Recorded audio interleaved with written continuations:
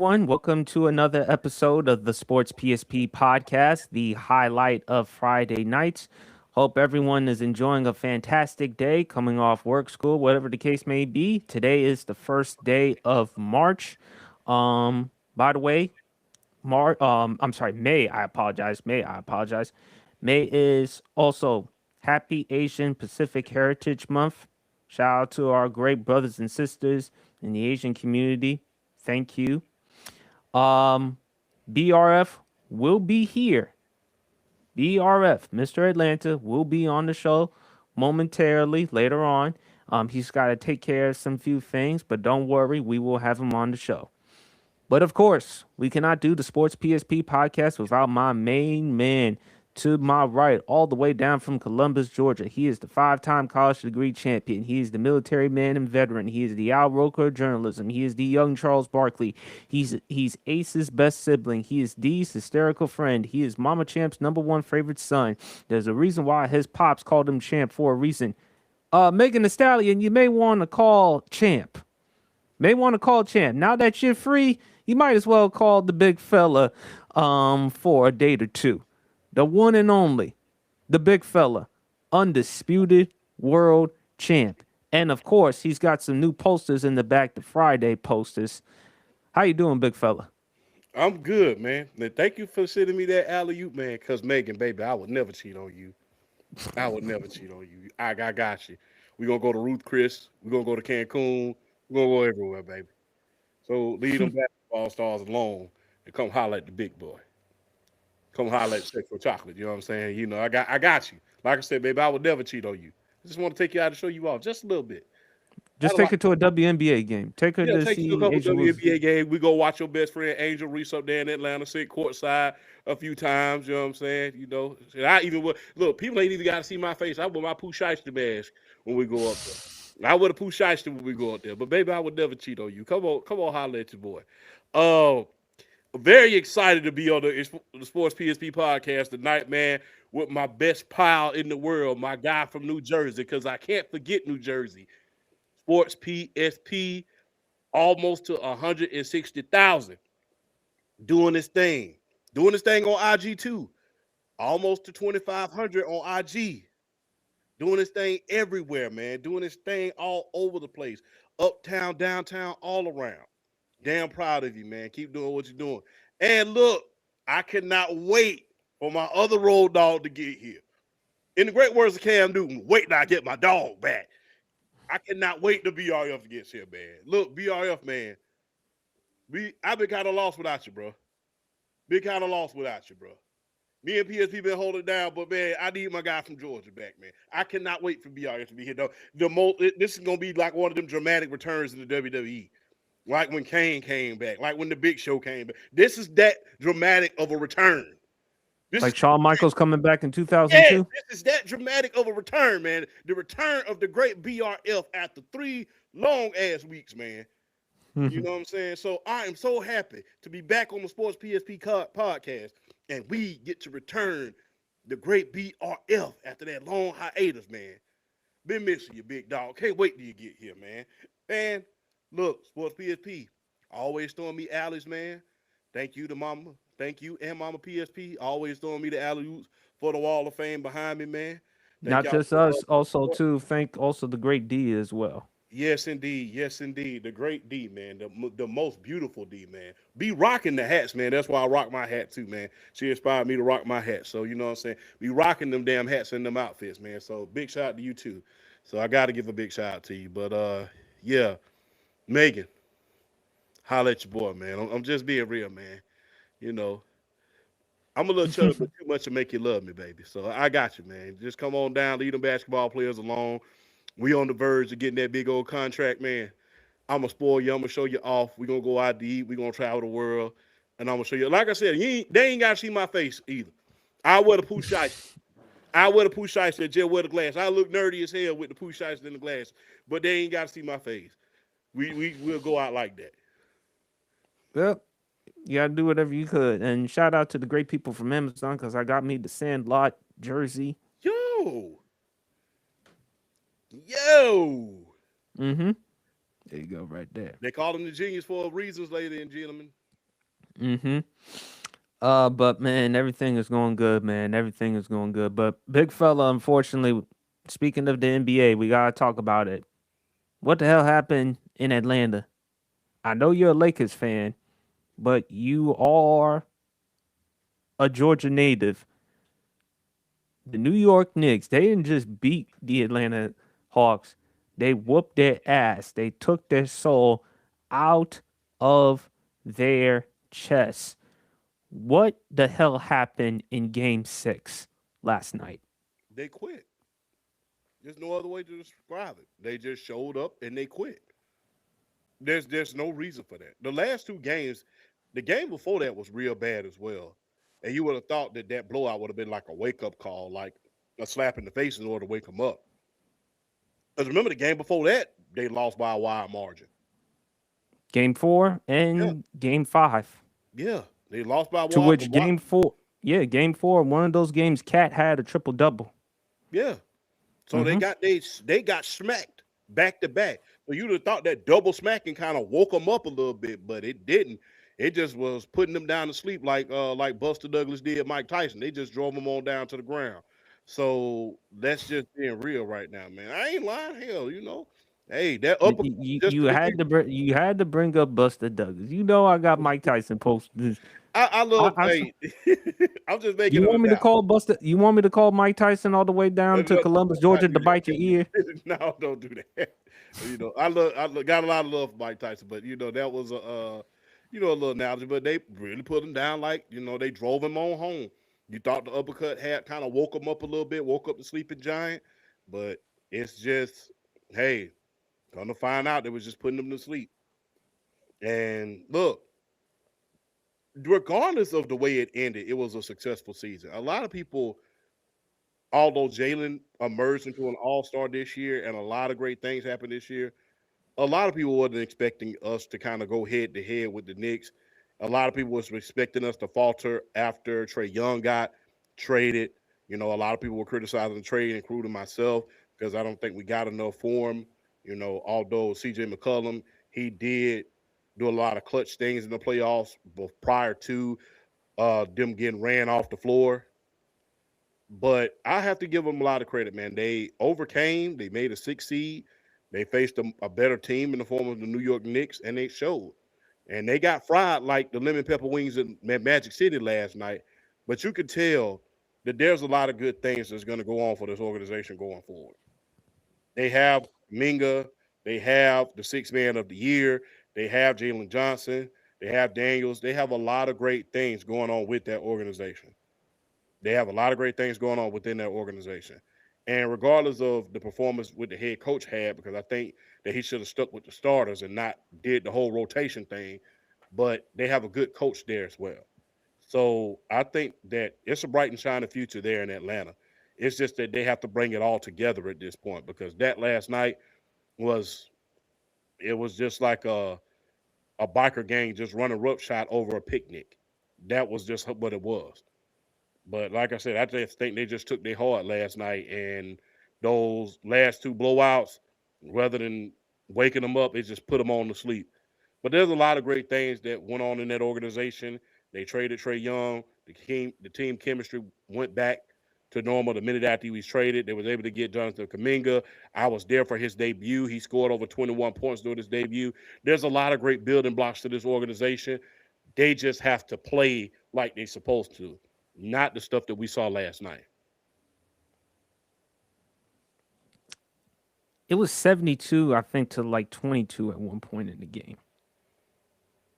And Gilbert Arenas, he talked about should the game ended in halftime and should the rest of the people should just go to Magic City because look, Atlanta, it's one thing to lose, it's entirely another thing to get your ass whooped. That was embarrassing. That was like Mike Tyson facing Evander Holyfield the first fight. I mean, it was just embarrassing. It was like there was no chance, in the words of Vince McMahon, there was absolutely no chance in hell they were gonna come back and win this game. But if you're the New York Knicks, man, look, you had to win this series.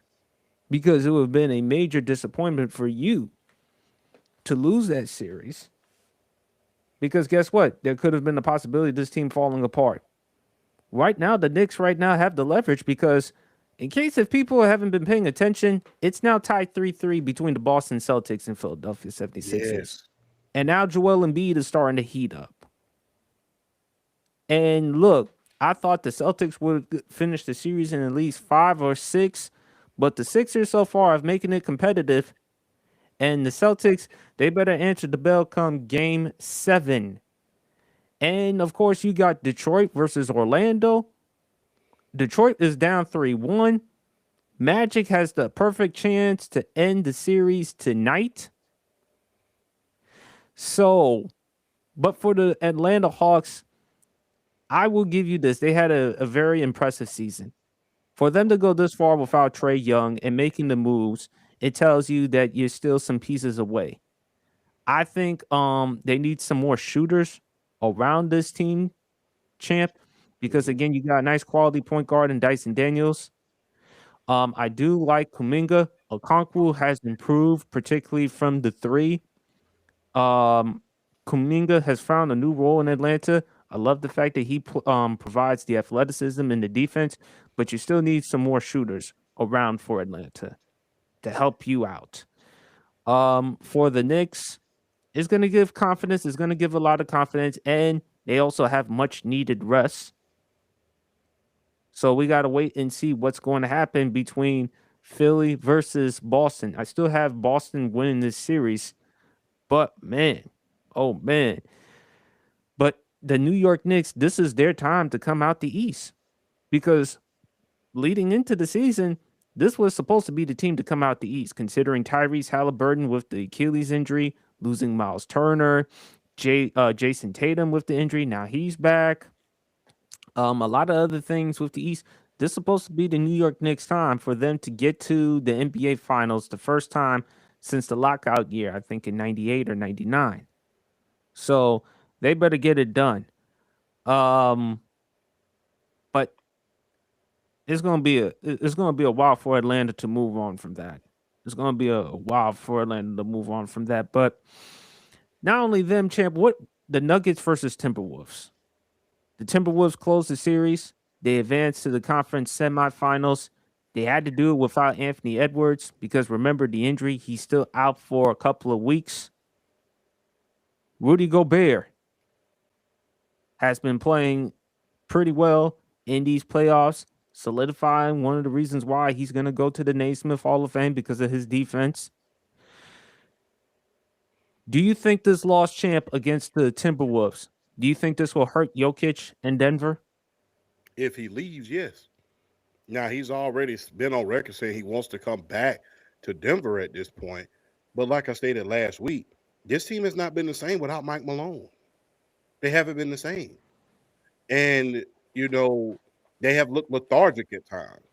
And we all know Jokic is gonna get his. He kind of reminds me of a more mobile version of Shaq. Except he could pass, he could do he's just all around just great. You know, Right. was dominant, but Jokic is all around just great. He can hurt you in a lot of other ways. Shaq was just so dominant, but both of them are gonna get theirs. It's just the team around them, the defense, the offensive scheme. So we got to keep our eyes open because for you to have a championship caliber team and you're not making it past the first round, that's a problem. When your defense is not that good, that's a problem. When your scheme is hindering your best player rather than helping him, that's a problem. And when your best player said, hey, if we were all in Serbia and we got eliminated in the first round, we'd all be fired. That's a problem. Problem.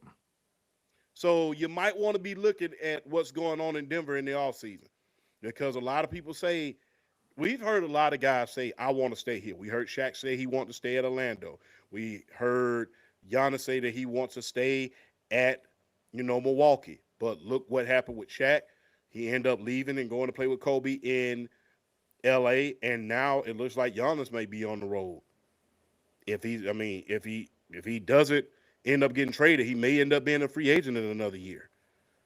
There So may be a possibility that you better hope for Knicks fans because they're trying to do everything they can to get Giannis to New York. But the problem is, though, you're gonna have to give up Cat. yeah, But I think Giannis should be. I think they should keep Cat, in my opinion, champ, because he's a better fit. Again, he's not a better player than Giannis. I want to make it abundantly clear. He's not a better player than Giannis Antetokounmpo. Karl Anthony Towns is a better fit because of his ability to stretch the floor, hit perimeter shots, where he can give enough space for Jalen Brunson and other guys to operate. hmm And not only that, Jalen Brunson also is crafty. He can take shots from the mid range. He's also got a good enough floater. I think for the Nuggets, look, it comes down to coaching.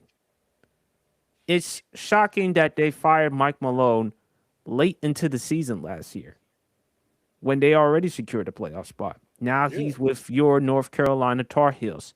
So they're going to have to make some adjustments. I think Jokic is just saying all these things because, again, he likes Denver. He helped deliver the championship there. But if you're Jokic, do you consider thinking about leaving?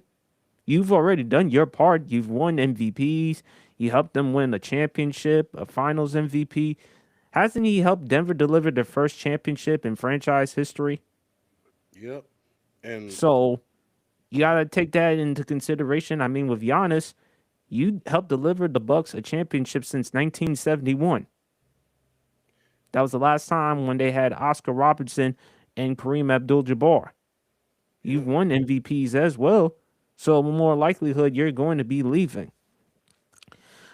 For the Timberwolves, I was impressed with how they were able to do it without Anthony Edwards. and I, DiVincenzo.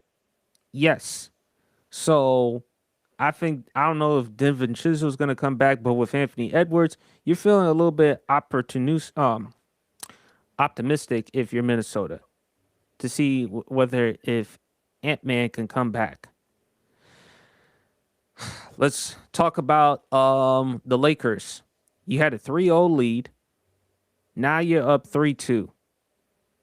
Can they get this done, champ? Because if they do, if they don't, the Rockets may push it to a game 7, and they've been doing this without KD for the most part. Are you concerned? I'm very concerned. Very, very concerned. They've been without their top scorer. You should have closed it out. And like I stated, just like with the Atlanta game, it's not the fashion, it's not the way you, it's not you're losing, it's the way you're losing by wide margins without your star player, without their star player. They don't close it out tonight. It's gonna be hell because last night Austin Reeves came back. So they got you got one of your pieces back. So you're in trouble at this point. If you do not win tonight, you might not win. And the thing is, they're going to dump all of it on LeBron. Now, granted, it's not all LeBron's fault. It's a team game. But the way he was able to carry them the first three victories, yeah, we need to see more of that, and we need to see more out of the role players. That was the thing. We saw a lot out of the role players when they were winning those games in the first round. We saw a lot out of Luke Kennard. We saw a lot out of Rui. We shot a lot. We saw DeAndre Ayton go out there and get a double double. So we need for them to get some things done so that we can get a little bit of rest, stay healthy, and move on to the next round. Because we got some shit on our hands when it comes to OKC. These are the defending champions. And these are the defending champions that could have the first overall pick next year. So you need to go out here and get ready to do your job. Because if you think this is tough, wait till you go to OKC and you got to play in one of the most hardest stadiums in order to play in at the Paycom Center. So they have to close it out tonight. They have to close it out tonight. I get the feeling if they don't close it out tonight, they're going to lose. I get that feeling. If you don't close it out tonight, you're going to lose. You had them down 3-0. You had their foot on their neck. Go ahead and crush. Step on it. Let's go. But if you don't win tonight, you're not going to get the rest that you need in order to face OKC, and you're probably going to lose game 7. And the fact that they're doing this to you without KD, yeah, you are most definitely knee deep in the lake without even a boat at this point. You got to win this game. You got to win this game.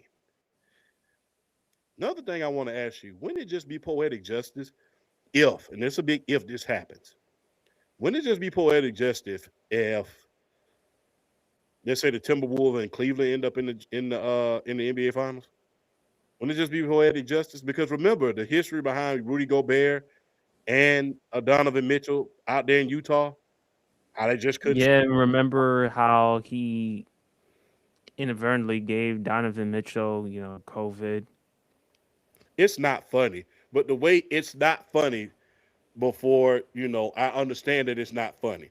But the way he got off that doggone podium and touched everything Touch the on the thing, he microphones touched and the all that microphone stuff. and touched everything. It's just like, bro, what are you doing? And how he inadvertently gave him COVID. They just couldn't seem to get the job done out there, and then they would be playing in the finals. I think there would be some poetic justice. That would be, and like I stated, it would just be poetic justice. And look, I believe whoever wins it first, that's who they're gonna say who wasn't the problem. It takes two to tango, but that's who they gonna. That's what the narrative is gonna be.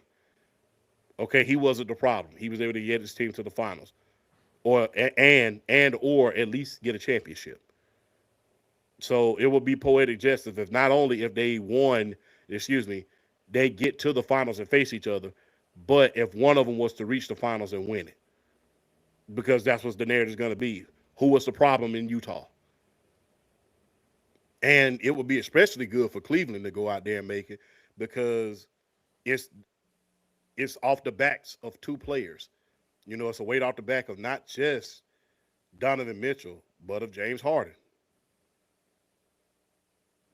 Well, it all Donovan, comes down to James Harden cannot be left off the hook given the fact that he is known for trading, known for trades, known for going to places where he can go and compete. I mean, look, man, this all started during 2020. Remember that fat suit that he wore during his time in Oakland? I mean, he did kind of look like a little version of you, champ. I mean, with the fat suit I'm and all not that gonna stuff. lie.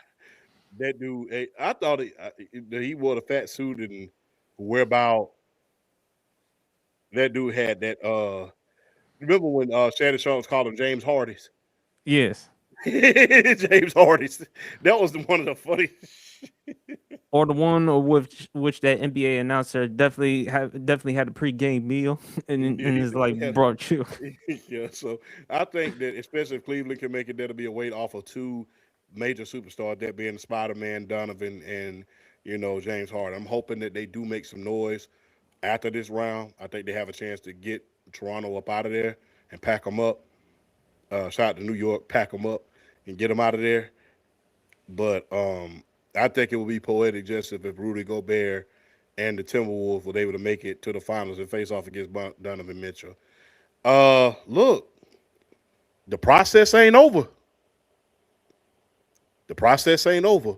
And look, let's give a lot of credit to Joel Embiid because he had surgery just 9 days ago.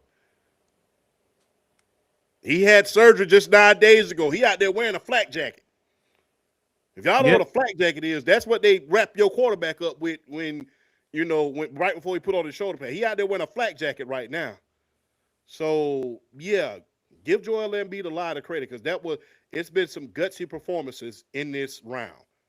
And if you were able to overcome the Boston Celtics of all team and you're Philadelphia, whoo, Philly would go wild. Those fans are already in a frenzy already.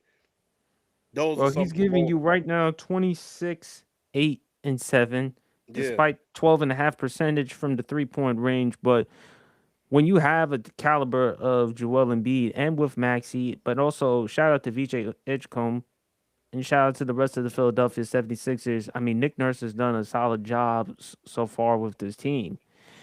And I just like it. And I'm kind of disappointed in Boston because they should easily been blowing out the 76ers because there's not really that much of a rivalry between these two teams. I mean, you look at from 2018 to 2020 to 2022, Boston has had his number.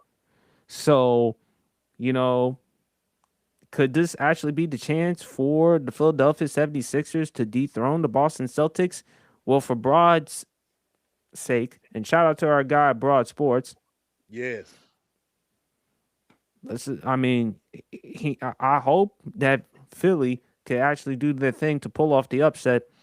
But for me, I'm gonna still ride with the ship champ. I just want to see OKC versus Boston for the NBA Finals.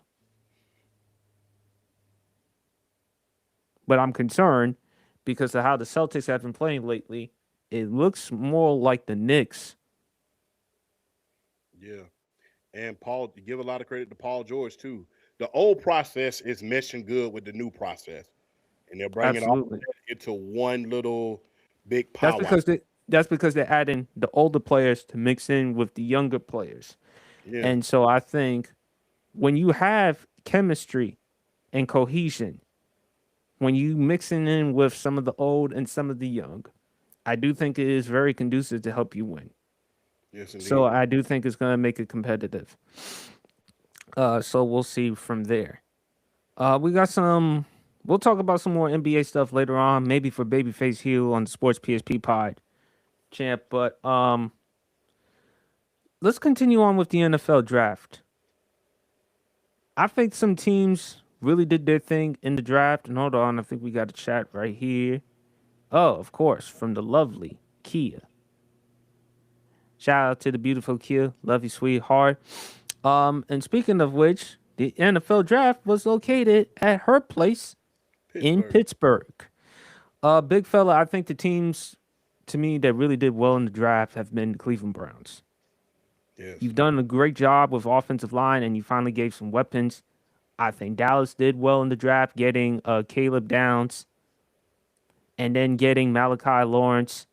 I think the Commanders did very well in the draft. The New York Jets did exceptional. But at the same time, I'm still iffy with the Jets because you and I, we discussed this last week. Talent has not been their problem. Drafting talent has not been the issue. It's the top of the organization. Yes. Again, I will repeat it again. Madden ratings. Of all the things you can do to evaluate talent, that's the thing. And of course, in Pittsburgh as well too. Um, we got to wait and see what they're going to do. Whether if they're going to bring back Aaron Rodgers. I think Cleveland, the Jets, the Giants, and I think someone in Washington. I got to give Washington some credit. They did take Sonny Styles. I still think we could have gotten our help with cornerback and running back champ, but I really like what I've seen as an Atlanta Falcons fan. I did like the fact that you did get Terrell to pair him up with his brother. Mm-hmm. Um, I think the Cardinals with the draft taking Jeremiah Love, Tyler Algier. I mean, you were under the impression that you were going to be the starter, but then you get relegated because of Jeremiah Love. They bring in Carson Beck. I think they just bring him in because of style of offense. Again, we talked about Ty Simpson last week in the draft. You mentioned Les Snead, the GM of the Rams, the connection with him and Ty Simpson's father. I also believe that Dan Orlowski played a role as well because no one was hyping the Ty Simpson bandwagon train than Dan Orlowski. Because after all, he did say that he is better than Fernando Mendoza. Shout out to Dwayne. Um, the Raiders, they did their thing. The Ravens as well. They got some offensive linemen. I think the Jaguars kind of missed out on the draft. Which team, in your opinion, big fella, stood out to you the most and didn't stand out to you the most? I think Cleveland and Dallas are the ones that really stood out to me the most, and the Jaguars, not so much. I will say this: the Houston Texans showed their asses in that draft. Houston showed out in that draft because not only were they able to get a great offensive lineman in the form of Caleb Rutledge, who was a monster for us to deal with against Georgia Tech for a lot of years, but they got Caden McDonald from The Ohio State Yes. University, who is one hell of a run stopper and one hell of a pass rusher.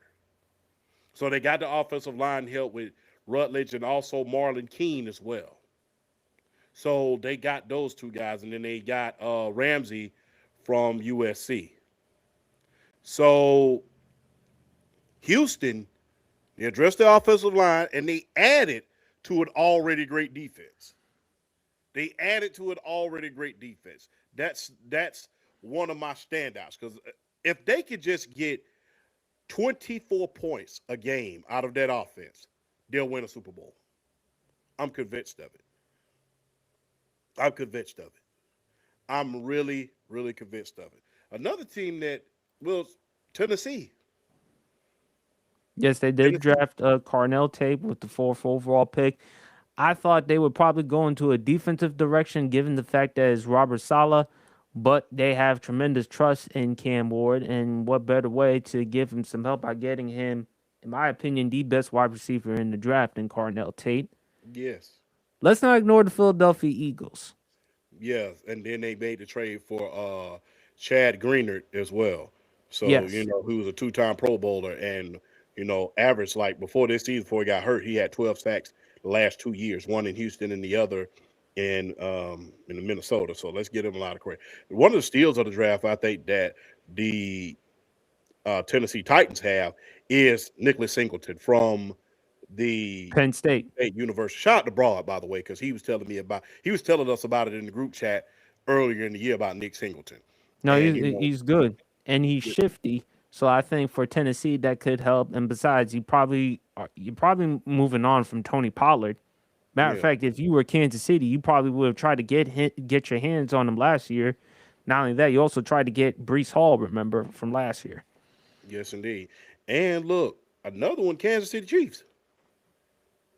Well, Kansas City yeah, I Chiefs mean pretty they've good. been stepping up. They got the Super Bowl MVP.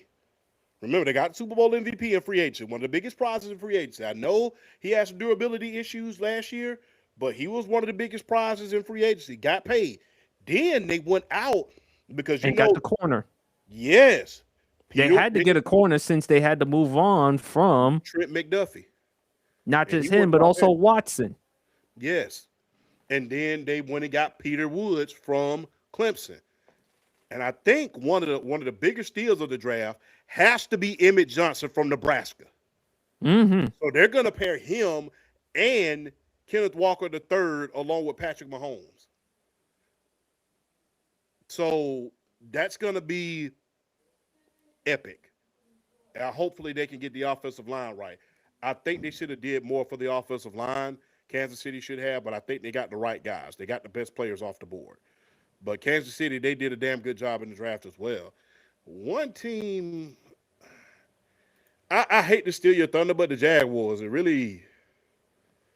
it's not like It what was wasn't that? really exciting to me. It didn't really stand out. This is just like that's it. I also think the Bears did a really good job in the draft by getting some Yeah, defensive help. and the Arizona Cardinals.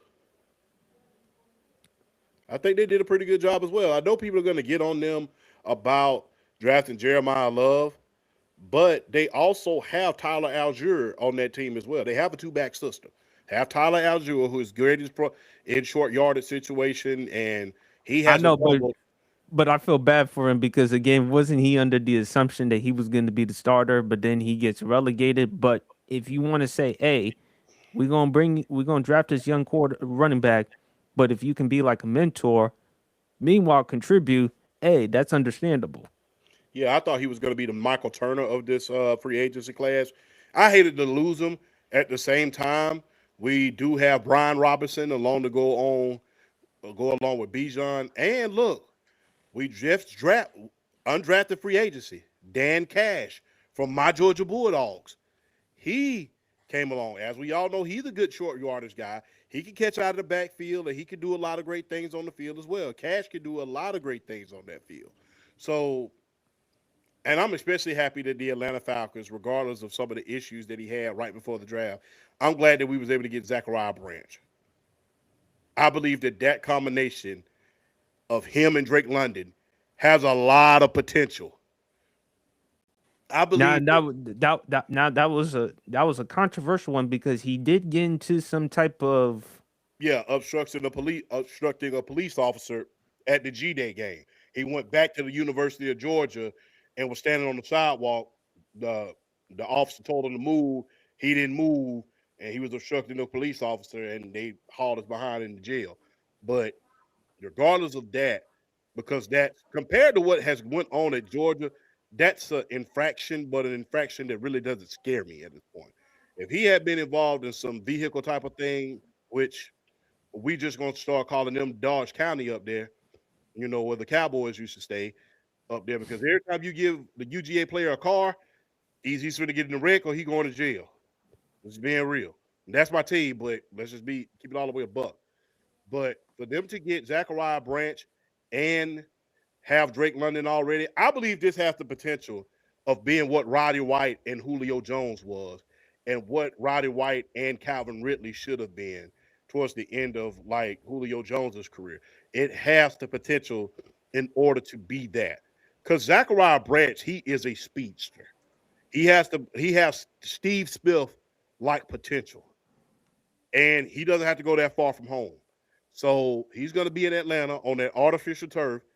You can't key in on anybody at this point. You can't key in on Drake London. Can't key in on Zachariah Branch. We kept Kyle Pitts regardless of trade rumors. Then you have Cash, you have Brian Robinson and Bijan Robinson. Only thing I hate is that Caleb McGarry, he retired. That's the only thing I hate, is that one of our better offensive linemen retired uh during right before the season. But I think they were able to do a lot of things. But a lot of great things that we saw in the draft, a lot of sleepers, and I can say this though. I gotta ask you this question real quick. Do you think NIL is taken away from the NFL as far as young talent is concerned? Because the thing is, this draft was deep, but we saw a lot of seniors at this draft. Usually we see a lot of juniors and seniors, but these guys are not that anxious to come out anymore because I'm already making money. Do you think that NIL is going to eventually hurt the draft because these young guys are staying in college for too long? Well, probably so because again now that the NIL deals making them more money. It's kind of it's like a reverse champ because back then before the WNBA with the new CBA, it was easier for the women college basketball players to stay in school and collect as much of the NIL money.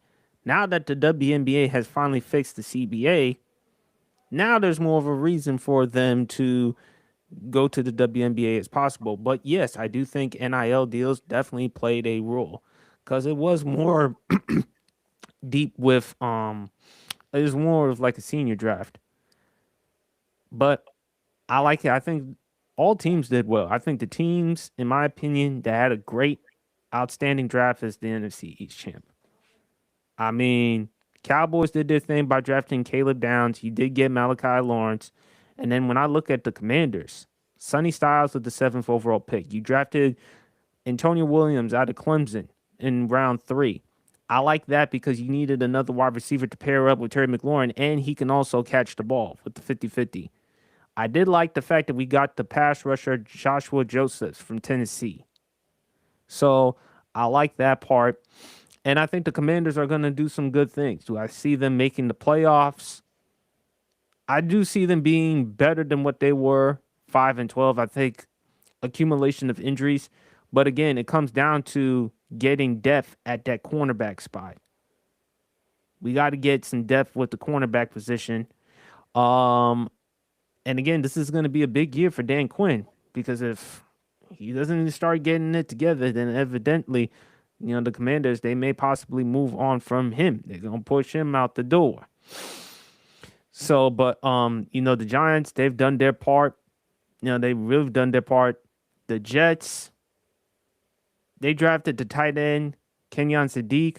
Although, but my problem is the Jets. They still can't be able to land or find success at that QB spot. So I am kind of concerned regarding that. But the Jaguars didn't really pan out to me. They didn't really pan out as well. I think this has been a really good offseason overall. But I will say this: the Falcons, though, champ James Pierce Jr. He's lucky that he's only got to deal with them 6 months. He's Yeah, lucky he's not behind bars. he's He's lucky lucky. that was it Rakia Jackson or Rakia Johnson? Yeah, Kid Jackson played. She plays for the Should Chicago Sky now. yes, Since she got traded. used But yeah yeah, used to play. I think she used to play for the L.A. Sparks. yes, indeed. But didn't she and James Pierce Jr. they settled for something? All he has to do is attend like counseling and stuff for like what 6 months. Six Make months. sure he stays out of trouble. If you're him, you caught a big break. Yeah, and again, you're lucky to be alive because that ain't all. Remember, he not hit the police officer's leg with that car. Yeah, So you luckily, you ain't on a t-shirt right about now. You ain't no hashtag. So, aside from being that, you lucky you're not a hashtag right about now. If you don't know what I'm talking about, read between the lines on that, ladies and gentlemen. But extremely lucky, but I'm just being real. I don't know. Now you got off on the legal part, but hey, we all know. you still got to deal with the NFL, the commissioner. I don't believe he's gonna play that much this season. If I'm Roger Goodell, probably put him on the commissioner's exempt list, which means he'll be able to get his money, but that doesn't mean he will play or you come up with a suspension. 8 games. 10 at least. Yeah, 10 at least. 8 games. I'll give you half the season. 8 games. If they give him anything less than 8 games, I'll be shocked. So, Is it because of the magnitude of the situation that he put himself in, combined with the fact that it is Atlanta? not only that, let's just be And it's honest. caught on and we got the photos and the videos, so people will see it better than they hear it or read it. Yeah, and you got to remember, WNBA players now more than ever, are high-profile superstars. They're even on a high echelon, and Rakia Jackson is one of its more popular players.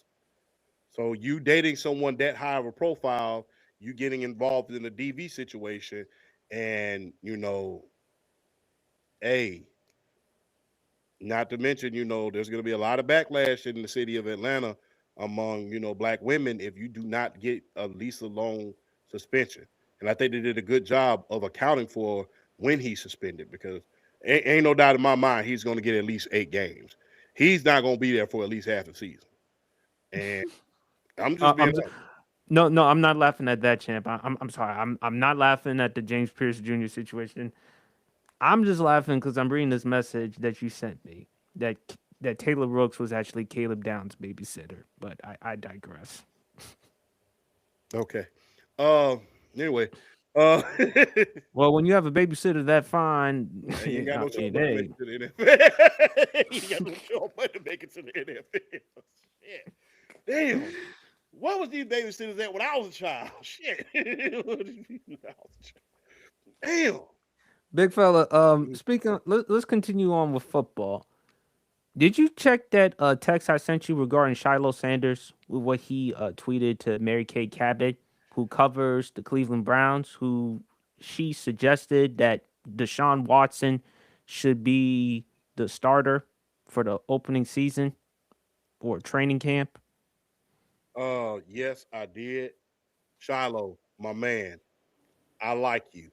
But you telling a woman to make a sandwich, that's not in good taste. I'm just being real. And look, man, before y'all come and attack in the comments, and keep in mind of this. Let's just keep it all the way 100. Let's keep it all the way above. If Carson Palmer, well, let's just use somebody recent.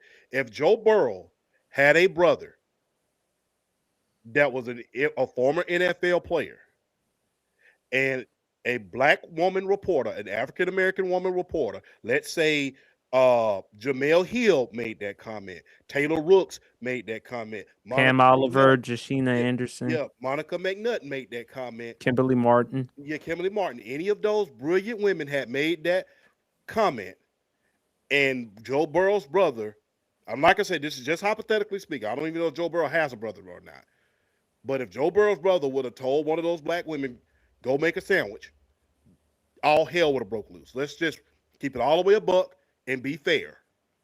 That's in poor taste. I know we love Sador Sanders. I love the Sanders family. I have Deion Sanders' jersey. So I have Sador Sanders' shoes. And I have his jersey. And But the you will thing, get a post and you will get a Shador Sanders poster. so yeah, I appreciate that. Always throwing alleys and damn. I don't, yeah. Just make sure you get me a poster. Make sure you get me something for my 33rd birthday. That's I all you got got to you. do for me. Yeah, I gotta go big for the 33rd, man. I gotta go big for the Scottie Pippen. But yeah, But yeah, clearly poor choice of words. And I get it and I understand he's frustrated. yeah, And he should be frustrated. But to say, hey, go make a sandwich, nah, nah, nah. Especially now in these types of times. And what exactly. were you exactly hoping to accomplish by saying it? Chances are you may have kissed your NFL career goodbye because Exactly. And you got and let's just be all the way a buck. You got your ass cut from the NFL because you chose to make impulsive decisions. yes, he did. So But let's just keep it a buck. But if for people who are gonna say and ride for him because because his name is Sanders, let's just keep it all the way real. And like I said, this is just a hypothetical situation. I don't know if Joe Burrow has a brother or not. But let's say, for the sake of argument, that if Joe Burrow had a brother and his brother came out and told Joy Taylor, or if he told Maria Taylor, if he told Monica McNutt, I don't know. I don't there, know if you want to use Joy Taylor as an example, given I'm just hypothetically speaking at this point. If he told any of those brilliant African American women to go make a sandwich, it would have been all hell would have broke loose everywhere. or Josh Allen's brother. Yes, if that would have happened to one of the African American reporters, it would have been all hell would have broke loose. And credit to Shiloh, he did come out and say, "Hey, I have a lot of respect for a lot of women reporters who have been doing this for years, and they have paved the way for a lot. But for you to say something like that, it's kind of like it's heartbreaking and it's kind of frustrating at this point. I'm glad he came out to clear it up, but for you to say something like that, that can be deemed as sexist. At the same time, Miss Mary Kay Talbot, you have been covering the Cleveland Browns for over 40 years. You have been covering since I was a child.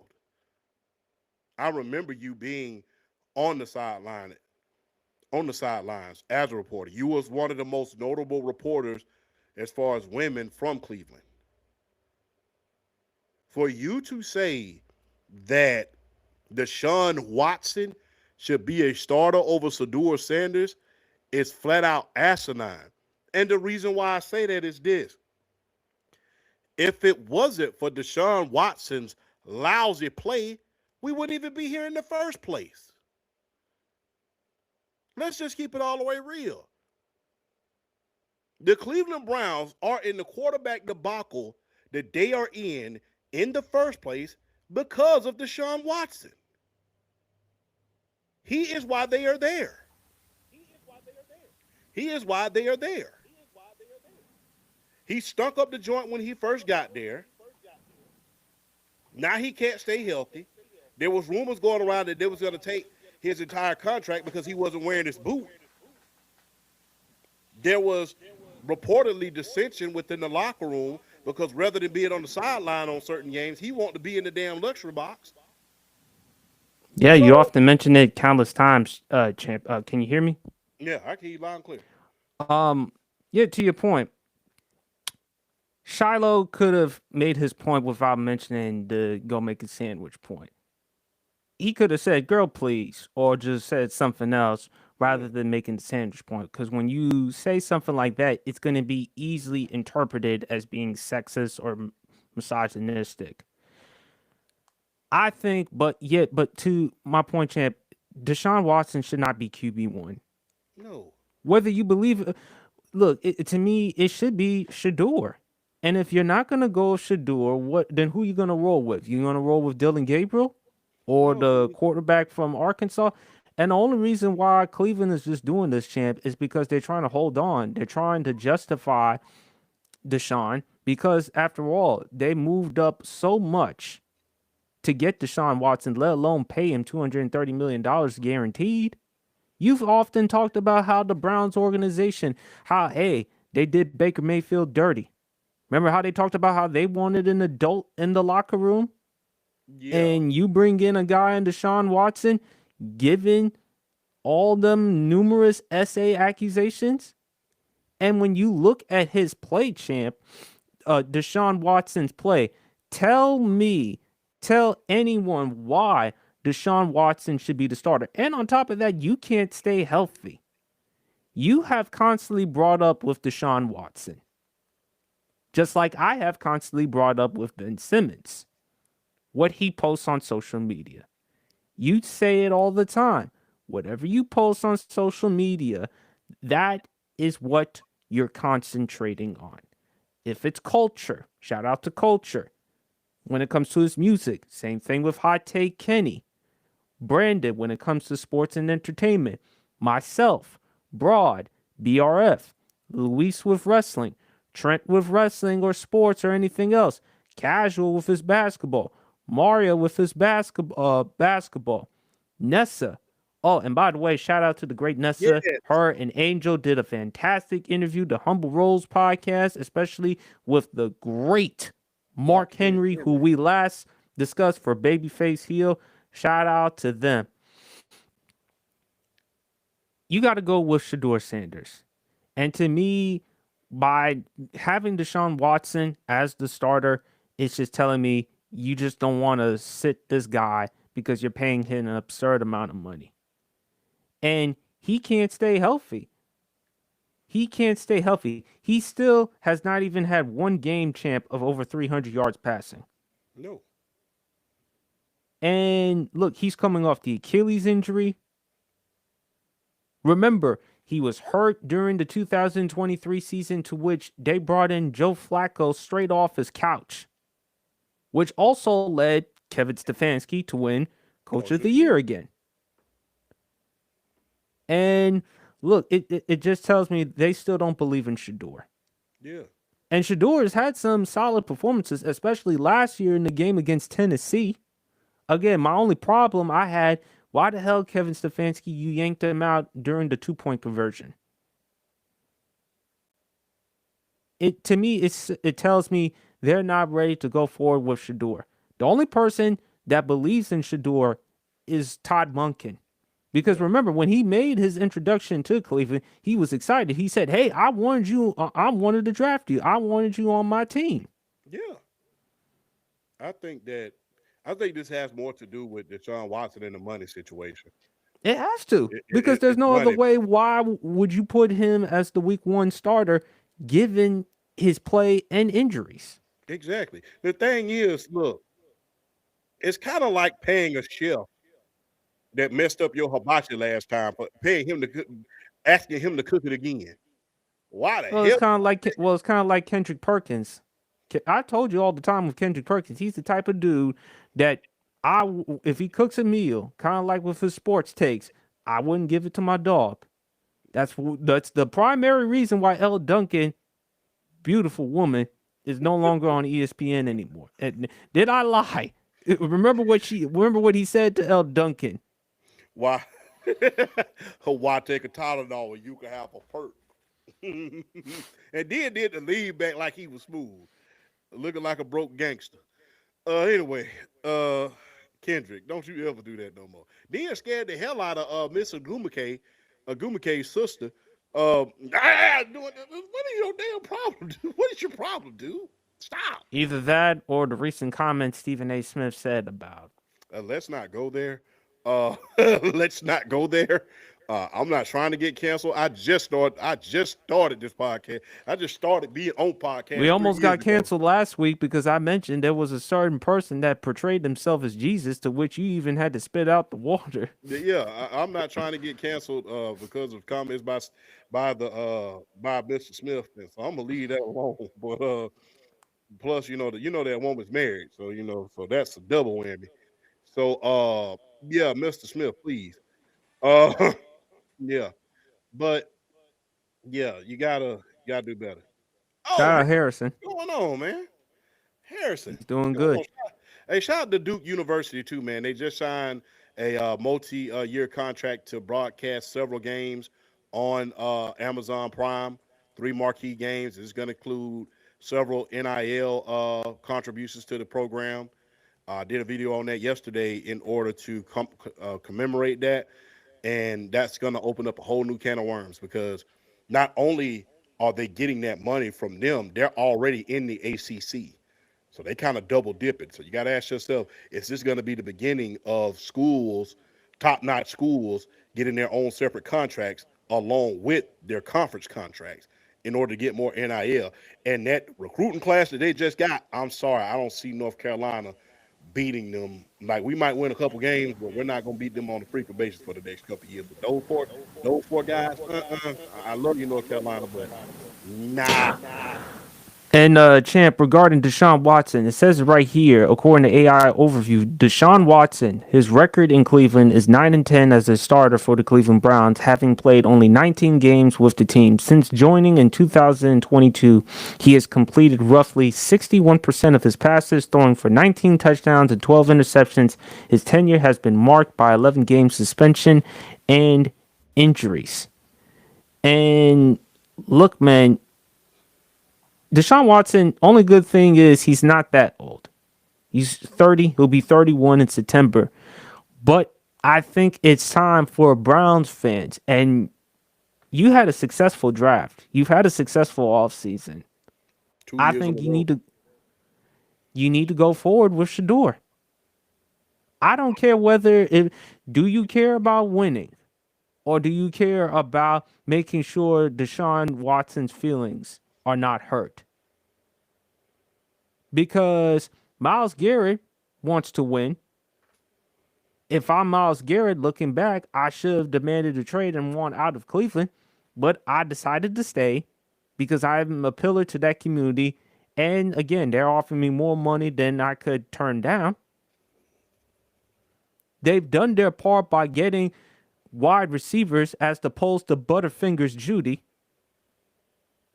No, I'm sorry. I mean, I love Judy Champ, but the knock on him has been his hands. I love his route running. I love his speed. But if there's one thing that he has a problem with, you talk about Debo Samuel, Manos De Piedra. DPH. Not a DPH. Hands off. Same thing has to apply with Jared Judy. Yeah, Mo Manos de Piedra. But yeah, hey, Cleveland, start Sador Sanders. Or, I mean, I wouldn't mind giving look, the guy who they drafted out, Taylor Green, Out of he's Arkansas. out of Arkansas. He is a real project. He is a project quarterback. He was the MVP of the Liberty Bowl. He was the Mountain West Conference Freshman of the Year. He was the offensive MVP of the Frisco Bowl. Uh, he just had a bad year up there in Arkansas, but he's strong. I mean, he has Deshaun, no, excuse me, he has Lamar Jackson esque ability. Ran a 4.340, ran a 4.3640. I mean, has a rocket arm, has a beautiful stride, can run, throw. I think he's a real project at this point, though. I mean, I mean, I'm not going to put in, like I stated, it's kind of like hiring a chef again in order to mess up another meal. Why would you do that? That is not wise. Unless it's just to say, hey, we paid you all this damn money. You need to go ahead and you need to work for it. Rather than sitting your ass on the sidelines and being up in the booth and being on, flip my house with your girl, with your new wife. So, yeah. I just don't think it makes sense for Deshaun Watson at this point to start in Cleveland. other than the fact that you're paying him an absurd amount of money. And when I look at Shador Sanders, whether you believe he's the QB or not, I just think people just don't like him because of his swagger, because of the fact that he is the son of Deion Sanders.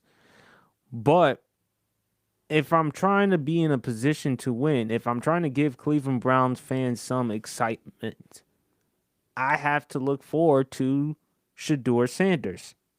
Because with Deshaun Watson, I don't care what anyone says, he has not been the same since Houston. And No. shout out to Sports Talk because we were on Brendan from the Blocks podcast. When you miss that amount of period of time of football or anything, it's hard for you to come back to what you Timing. left off. Timing. Timing is everything. It is. Muscle memory and timing is everything in the NFL. And if you don't have that, yeah, it's not just being in shape. Every mofo out there on that field is in shape and in football shape. Timing, precision, especially when you at the quarterback position. You got to every move. If you a millisecond off, that's your behind. The timing is everything in the NFL. It's not just being in shape, not just being healthy. Timing. It's a game of inches. No pun intended. I just think, man, for Cleveland, this is not really a good move for them to start Deshaun Watson.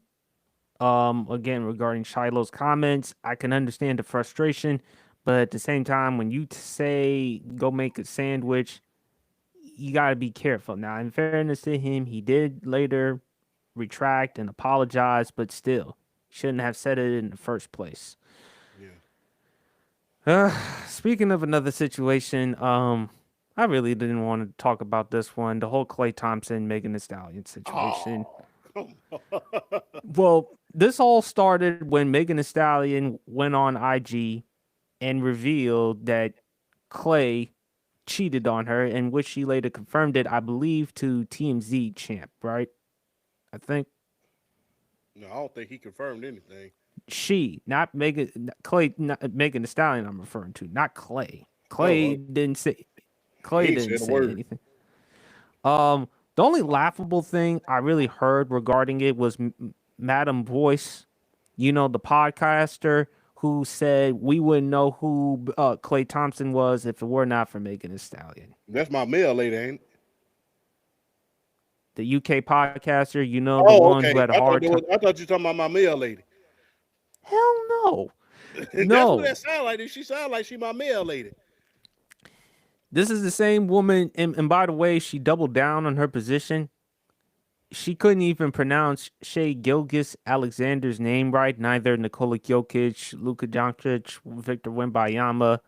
Look, I would have appreciated the fact that she just said, I don't follow basketball. I don't follow professional sports. And again, for people, I am not saying that she doesn't know basketball just because she's a woman. Let's get that straight. Let's get that for the record. I don't want anyone accusing or labeling Sports PSP or Champ sexist or misogynistic. But when you take the time to say, we didn't know who Klay Thompson was until Megan Thee Stallion, to say that is disingenuous, it is bullshit. It's a And rap. I'm glad that other content creators, like I always say, champ, don't tell me the shit coming from your drawers is chocolate. So shout out to Hot Take Kenny because he actually spoke about this. Klay Thompson was already winning championships. He won 4 championships. He's one of the greatest shooters in NBA history. One of the best two-way players. Champ. People have forgotten how good of a defender Klay Thompson was. Let's not forget that. He's going to the pro basketball. He's going to the Naismith Hall of Fame. I think his net worth is estimated at $140 million. Megan Thee Stallions is at 40. Now, what Klay Thompson did, if it is true that he cheated, he done fucked up. Because at the end of the day, none of us, PSP, champ, no one condones cheating. But if you're going to do something like that, to Champ's point, keep it close. Make sure you're doing it private so that no one else notices. I just hate the fact that I do feel bad for Megan in that situation. I hate the fact that she was hurt.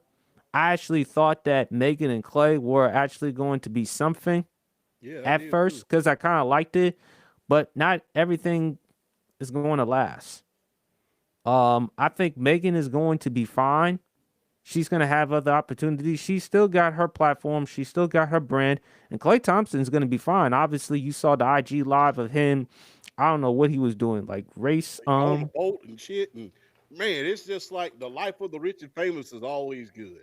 You know, you have to go through a bad breakup, you get on a boat and shit like that. Yeah, you gotta go. It's the off season. Yeah, you gotta go to work. It's But still, if you're broke like us, you looking for that money. if you broke like me, shit, you gotta drink Jack Daniels the night before. Then you got, hey, because I've done it before. Back in my young days, you go through a heartbreak on Saturday, you drink it off on Sunday, go back to work on Monday. So yeah, but look, let me do some history real quick. Let's go through a little bit of history lesson. A little bit of history lesson real quick. Do y'all know when Meg Thee Stallion's first album came out? Y'all don't know? Well, she came out in like 2019, 2016. 2016. 2016. By that time, Klay had already been like a three-time All-Star and already won a championship and had already went 73-9. He was on the 73-9 team that year, here 2016. Because remember, that was the LeBron 3-1 year. Her first album, her first studio album is Good News. That came out in November of 2020, featuring some of her singles Girls in the Hood, Don't Stop, Body, and Crybaby. Yeah. But her first single was in April of 2016, Like a Stallion. Because Yes. that was her underground stuff. But she was on SoundCloud and she had that freestyle that she had called Killer Shit, Mm-hmm.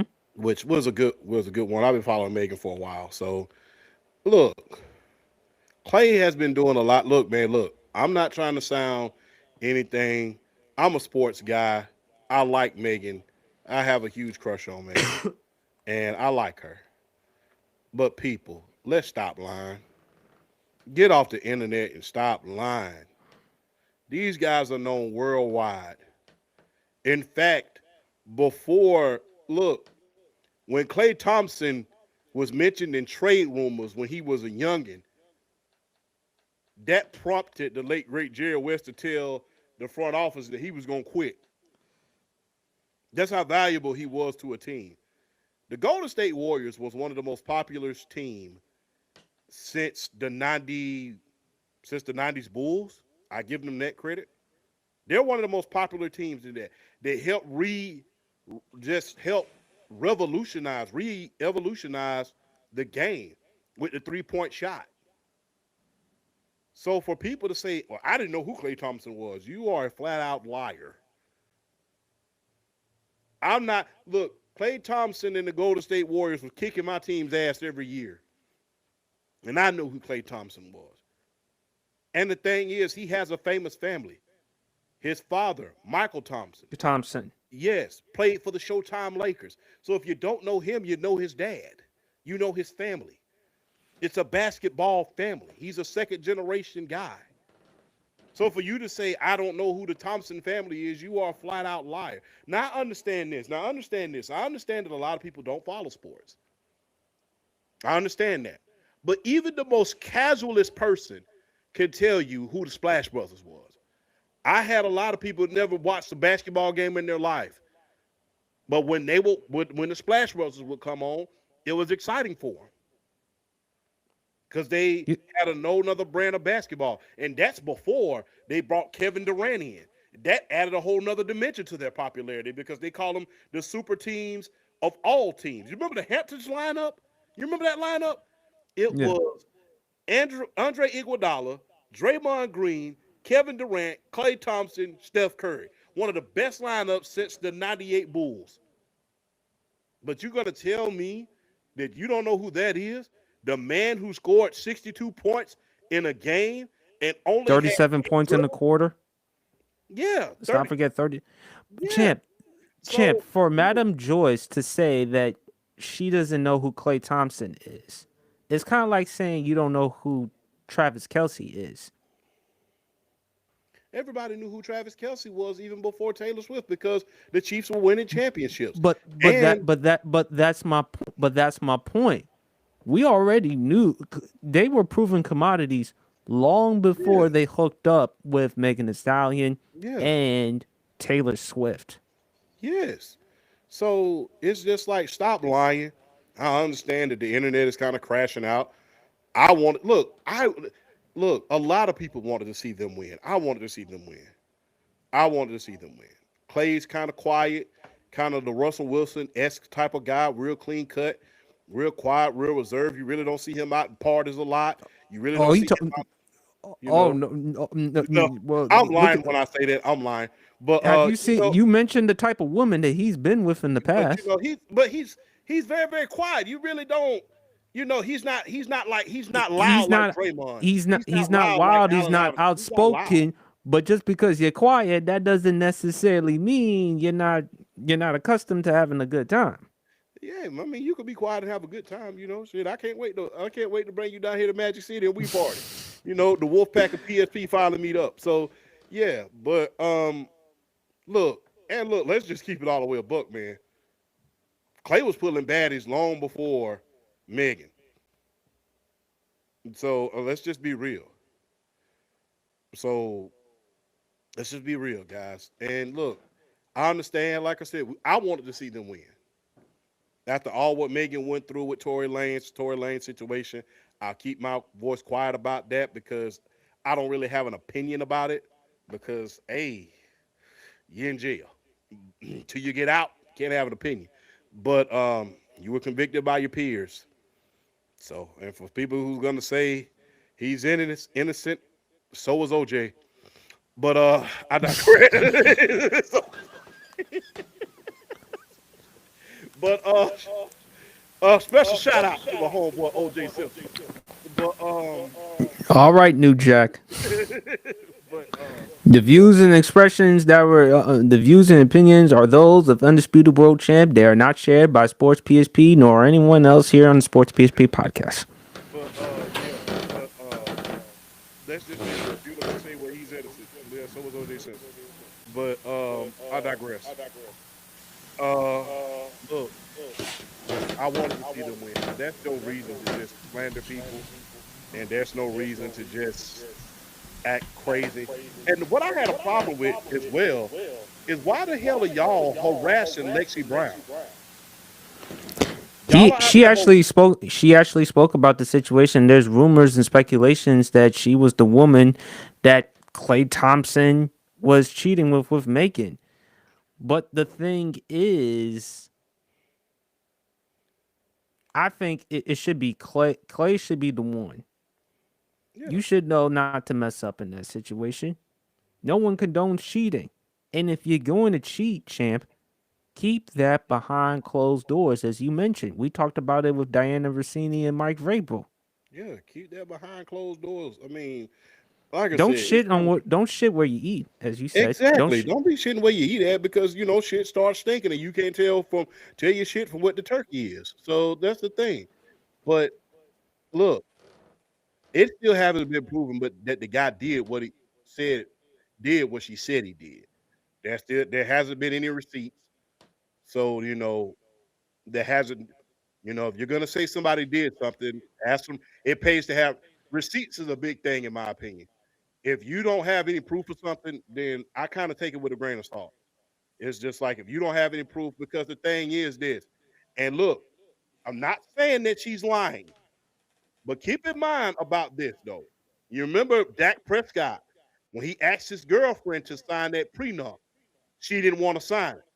Couple days later, well, he was cheating. Huh? So it's quite ironic that one day I asked you to sign a prenup, you didn't want to sign it, and then 2 days later I call off the wedding because you didn't want to sign the prenup, you was cheating. So the thing is, like I stated, I'm not calling her a liar, but the thing is, we've seen stuff like this before, and it's just like when you start playing the cheating card, that plays on the heartstrings of a little bit of everybody, and everybody can kind of relate to that. But that's no reason for you to be crashing out on Lexi Brown, who is an innocent bystander. She's in the middle of the WNBA season.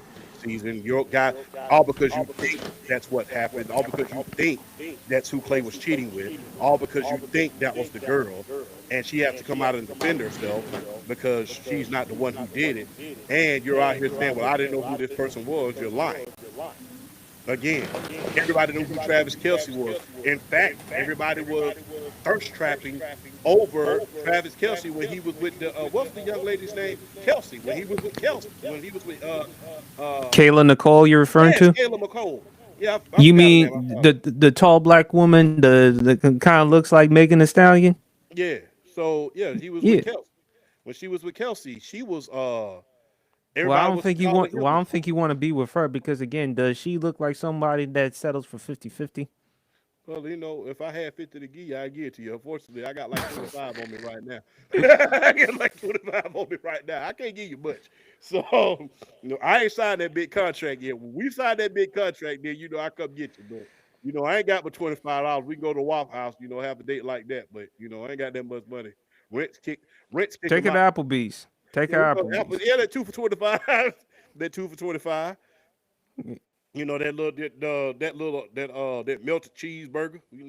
Get that. Have a couple of margaritas. Real good. Give her a couple of margaritas and some Mhm. Alfredo Yeah, some Alfredo. breadsticks. Yeah, they do some stuff like that. But yeah. I mean, yeah. People will say, well, we didn't know. Stop lying. These guys, and and Travis Kelce is in the same stratosphere with Clay. These are guys that even if you don't watch basketball, you know them. So I think it's just flat out disingenuous, and the fact that you can't even say these guys' names right, you put out the cola, like come on, guys, enough's enough. I understand. Not just that. Shea Gilgis Alexander, but you could have just said Joker. You could have just said Wemby. You could have said Luca Magic. I mean, it's obvious to me she doesn't know sports, champ. She doesn't She doesn't know follow. She sports, but doesn't that's no cover reason to lie. sports. It's no reason to lie. There isn't no reason to lie. I would have appreciated if she said, "You know what? I just don't know sports." And That's like, look, a lot of but girls no, no, don't follow no, but sports, and I understand. My sister doesn't follow sports. Well, one of them don't. well, I But mean, time out. There are some women that do follow sports. I would just look if you don't know something. I would appreciate if you just say, "I don't know." yeah, I would. I mean, I would appreciate. That's why the reason why I'm a certain way. The reason why I don't talk as much, even though I'm different compared to the pie.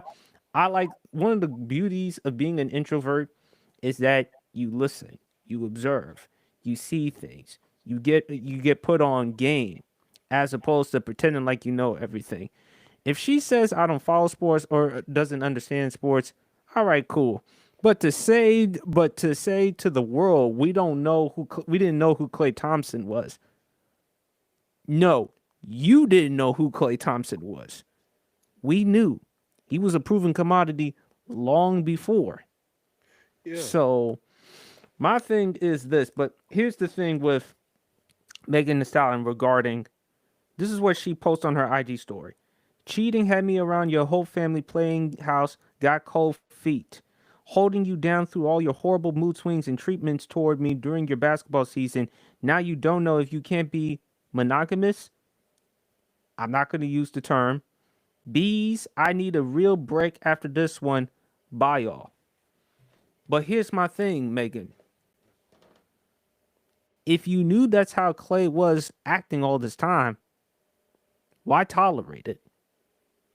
You Megan Thee Stallion. exactly. You could find another man just like Clay could find another woman. It's not like y'all had that type of.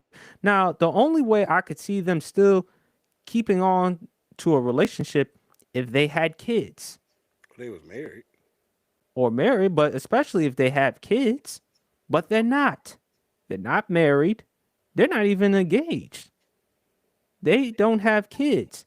That would be the only justification for y'all staying together. But if he was acting like this throughout the basketball season, why still with him? You Meg the Stallion. You could find another man just like that, just like he could find another woman. So why put up with that nonsense? Yeah, I mean, it's kind of like, remember what Triple H used to say to Ric Flair all the time when he first came back to the WWE. You're Ric Flair. It's like if you don't have to put up with stupid shit, especially when you're rich. You got to pick of the litter. And guess what? Even if you find somebody temporary, I mean, you are who you are. People will date you just off your name alone. You know, you'll Exactly. have any trouble. Girls like that, Laura Harvey, you'll never have any trouble finding somebody. There's always somebody willing to put themselves out there in order to date you. So, I think I women mean, would probably stay away from Ric Flair because of the helicopter, which we won't go into further detail. but I digress. I did not lie. You did not lie. Damn. Uh, but I will say, um, when you're Megan, if somebody's putting you through that, mood swings and all type of nonsense, putting you through that, and you're not even outside the honeymoon stage. Number one, don't fake it. Because you had us thinking that y'all was just comfy, cozy. You all out on the golf course, y'all working out and stuff like that. Somebody's treating you that way, get the hell out of Dodge. You don't have to put up with that shit. Why put up with it when you don't have to? I don't have to eat kale. That's how come I eat meat and potatoes. So that's just being real. I don't have to eat kale all the time. So if kale starts getting nasty, then guess what? I gotta switch back to meat and potatoes. So if somebody's already putting you through mood swings and mistreating you, why put up with it? You don't have to. You are who you are. So You there's queen, you stallion. You can find another man just like that, given how rich and attractive you are. So and so you don't have to put up with that in the first place. And guess what? He doesn't either. And if you saw that in the first place, he was showing you that. Why put on for the internet that it was just hunky dory? It's confusing to me. But hey, like I said, it's not like Ime Udoka fumble with Nia Long. I I mean, mean, like I said, it's not like, and the thing, and then the difference between that is they had receipts. yes, I'm big. Look, people can say whatever they want to. I'm big on receipts. Receipts are everything. When you got receipts, then that's a whole nother ball game. When you got proof, it's okay. He did it. Let's see where it go. In the great words of Denzel Washington, it's not what the fuck you know. It's what you can prove. And to me, if you don't have receipts, it's like, okay, you know, yeah, because you do have certain histories about yourself that you have been known to tell a couple of tales here and there. You have been known to tell a few porcupines here and there. just So keeping it a buck. just keep it in a buck. You have been known to tell a few porcupines. And like I said, I'm a fan. I am a fan. I listen to your music. Guess what? On my computer, you are my screensaver. Megan. So guess what? You have been known to tell a couple of lies here and there. But at the same time, if you do have proof, then guess what? Hey, bring out the receipts. Receipts are everything. Until you bring out some receipts, then it's just my word against yours. And like I stated, it's so easy to play the whole cheating card, in my humble opinion, because Dak Prescott's girlfriend did the same thing. He didn't want to marry her because she didn't want to sign the prenup. Less than a couple of days later, after he called off the wedding, oh, he was cheating. Okay, where the receipts at? After he asked you to To sign a sign a prenup. prenup and he canceled the wedding. All of a sudden, oh, he's cheating. Okay, where's the receipts? I'm big on receipts. If you can prove I did some shit, okay. Until then, it's plausible deniability. Same thing in the court of law. That's You can just say I ate everything that's coming out of her mouth is just conjecture and speculation. We don't exactly. You know. can say I ate your cheesecake, but until you see it in my damn bag, then I didn't eat it. I want to I want to answer Dwayne's question. Do you see Megan the Stallions fans crashing out over, which is Those are not crazy? fans. Those are not fans. Those are people who don't have lives of their own. They take stuff a little bit too serious, and they need to stop, especially when you come to harassing another woman in the form of Lexi Brown, another black woman at that, because that's who you think he was cheating with. Those are not fans. Those are parasocial people who take idolatry to a whole nother damn level and are just acting a fool. You are harassing a woman just off the strength of someone's word. Matter of fact, you didn't even hear her say anything. You didn't even hear Megan mention, oh shit, here we go. The hell took you so long? Welcome back, welcome back, welcome back. $75,000 sales just don't fall out of trees. Damn. Congratulations. Yeah, so that's what took so long. I had to make sure I got that done at work, but that's what took so long. Yes, indeed, man. Ah, he's back. He's back, ladies and gentlemen. He's How you back. doing, BRF? Doing a lot better. Doing a lot better. First off, I want to say thank everyone for like whatever love and support y'all showed me. Like in case chat you haven't heard, a couple weeks ago around April 10th, I lost my grandmother, and it's been tough. It was tough at the beginning, taking some getting used to, but her service was really well. It was it was perfect closure. She lived a really great life, and again, just thanks, prayers, condolences, everything that everybody sent their way, whether it was IG, whether it was Facebook. Just thank y'all. Much appreciated. Much love. Stuff like that with me goes a long way, and I'm very grateful for that, and I appreciate every one of y'all's. But yeah, I'm back at it, ready to get back, and I miss y'all fellas too, boy. Like for real though. And vice versa. Yeah, man. BRF. Without you, man. It's been kind of crazy, man. Like I stated, Well, man, actually, love being out here. speaking of crazy, we actually dive into a crazy subject, BRF. Klay, Megan. Oh God. And before we do that, shout out to the beautiful Nessa. Congratulations, fantastic job you, Angel, and the rest of the Humble Rose podcast did the other day, interviewing the one and only, the great Mark Henry, the world's most strongest man. Yeah. Mount Rushmore of entrance theme music. Yes. Not just that theme song, but the Sexual Chocolates theme song that Nessa so eloquently was able to articulate.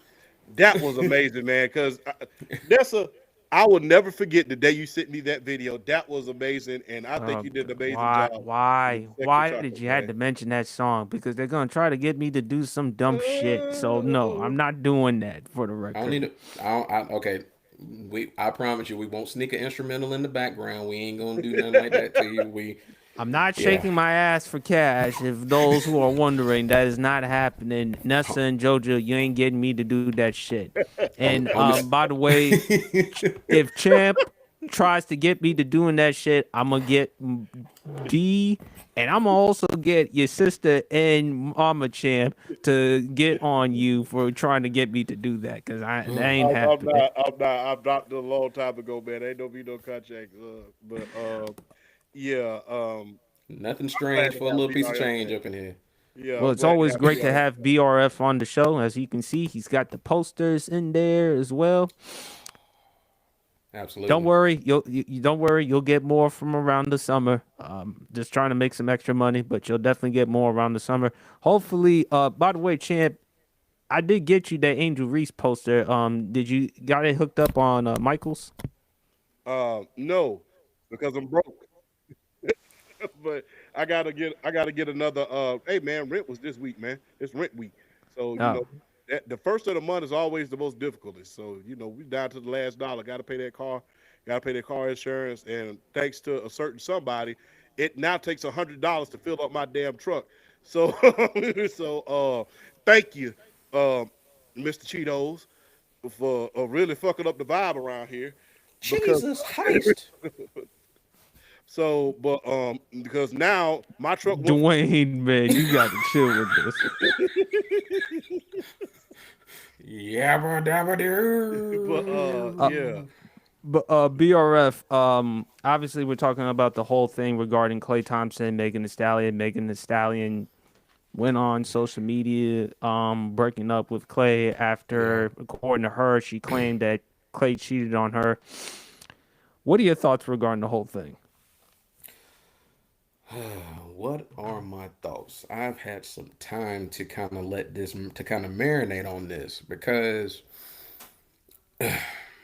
I understand the point of view from Megan Thee Stallion's perspective, especially if she really was putting her time and effort into Clay. I completely understand it. And if she feels like he wronged her in any type of way, then by all means, you cut it. That's what you're supposed to do in a situation like that. You don't want to put yourself through any type of hurt like that. Excuse me. But at the same time, though, what's really been kind of grinding my gears, and I've been seeing a lot of it lately, I don't mind. Hey, women got to stand up for each other, and I definitely don't have a problem with that in the world. But this whole idea that Megan made Clay famous throughout the world is one of the more asinine things I've ever heard. Look, if you ain't played basketball, if you don't want sports like that, trust me, I completely understand. But you're not about to sit here and tell and talk to us who've seen this man pretty much his entire career, arguably top five greatest shooters ever, and like, oh, like he wasn't already famous before Meg. The dude already had like three championships before she even like busted out of the scene with her first like with her first major track record of success in the music game. This dude already had three titles. So you can't sit here and tell us that homeboy wasn't already famous. Like don't play us like fools. We get everybody doesn't watch sports. I understand that, but don't play us like idiots. Like this man wasn't already establishing himself as one of the greatest shooters in the history of the sport. Don't do this. Don't do us like that. We know better than that. So what I say to that is, social media just makes everything just so messy and so dirty. Like if something's going bad, sometimes just do it amicably. If you mad, okay, but don't just take it out there for the world to see because you know how stuff like that gonna go. Because it's a lesson that I learned a long time ago, and I've learned that from previous relationships of my own that didn't work out. There's one side, there's the other side, and the full truth is probably right in the middle. And this is probably another one of these situations. So I am all for if Megan feels hurt this type of way and she want to kind of back away from the dating scene and all that. Okay, but don't play us like Clay wasn't already famous before he got with Megan Thee Stallion. I mean, there's a reason when they first got together, Clay was getting the high five treatment, the yes treatment, and all that other stuff because you knew who he was and you knew this dude. You know this dude coming out of the woodwork. He's not one of these guys. He's not one of these random guys. He's already established himself. He had already established his brand. I mean, he's half of the Splash Brothers, half of in my opinion, the greatest shooting duo the league has ever seen. And he's going into the hall and he's going into the Hall of Fame. He's going into the Hall of Fame. So, because for not just his NBA career, but for what he's done in the Olympics and all that other stuff. So Klay Thompson has established himself. He's going in the Hall of Fame. So I guess my main thing is a lot of times with breakups like this, and the men are doing it too. The Megan, y'all don't have, we don't have to tear people down after relationships, to like defend who we're trying to defend. Because at the end of the day, y'all normal people out here trying to defend these celebrities and all this other nonsense. They don't care about you. They don't care about you. They ain't worried about you. They living their life. They got their bread. They're not worried. I mean, they're not. You know what I'm saying? They're not gonna pick you. They're not gonna pick you. Worry about your own. Let them take care of theirs and just keep it pushing. At the end of the day, so I mean, I've just seen like whether it's people I follow on IG, people I follow on TikTok, just all the videos that have been posted, whether they're defending Megan, whether they're defending Clay. Honestly, at the end of the day, it's a moot point because, like I said, the truth is probably somewhere in the middle. And it's just one of those things where they just need to go on about their lives and keep doing what they're doing because they're both successful people. They're both successful.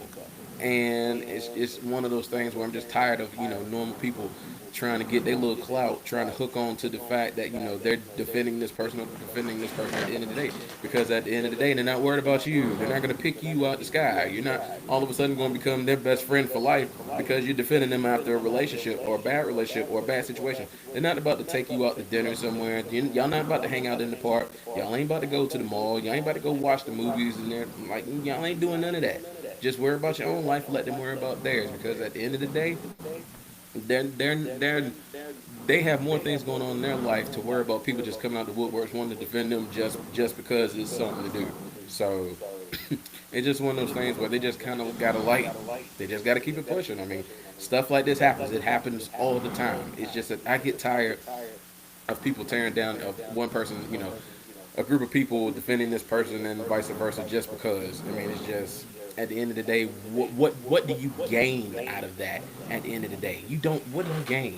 Okay, you gain. Okay, you made a video, went viral, you gained some followers. Okay, whoop de doo. I mean, at the end of the day, You're desperate for life goes clicks, on. apparently. You're Life desperate goes for on. clicks. That's what it comes down to, BRF. And again, I mentioned with Megan Thee Stallion, if you knew Clay was being this way all this time, you can move on. You Megan Thee Stallion. Exactly. Why do you have to put up with his nonsense? He could move on. Klay Thompson has dated beautiful women in the past. And you can move on and be with somebody else. Heck, you need to be with a real man with the gentleman on my top right and undisputed world champ.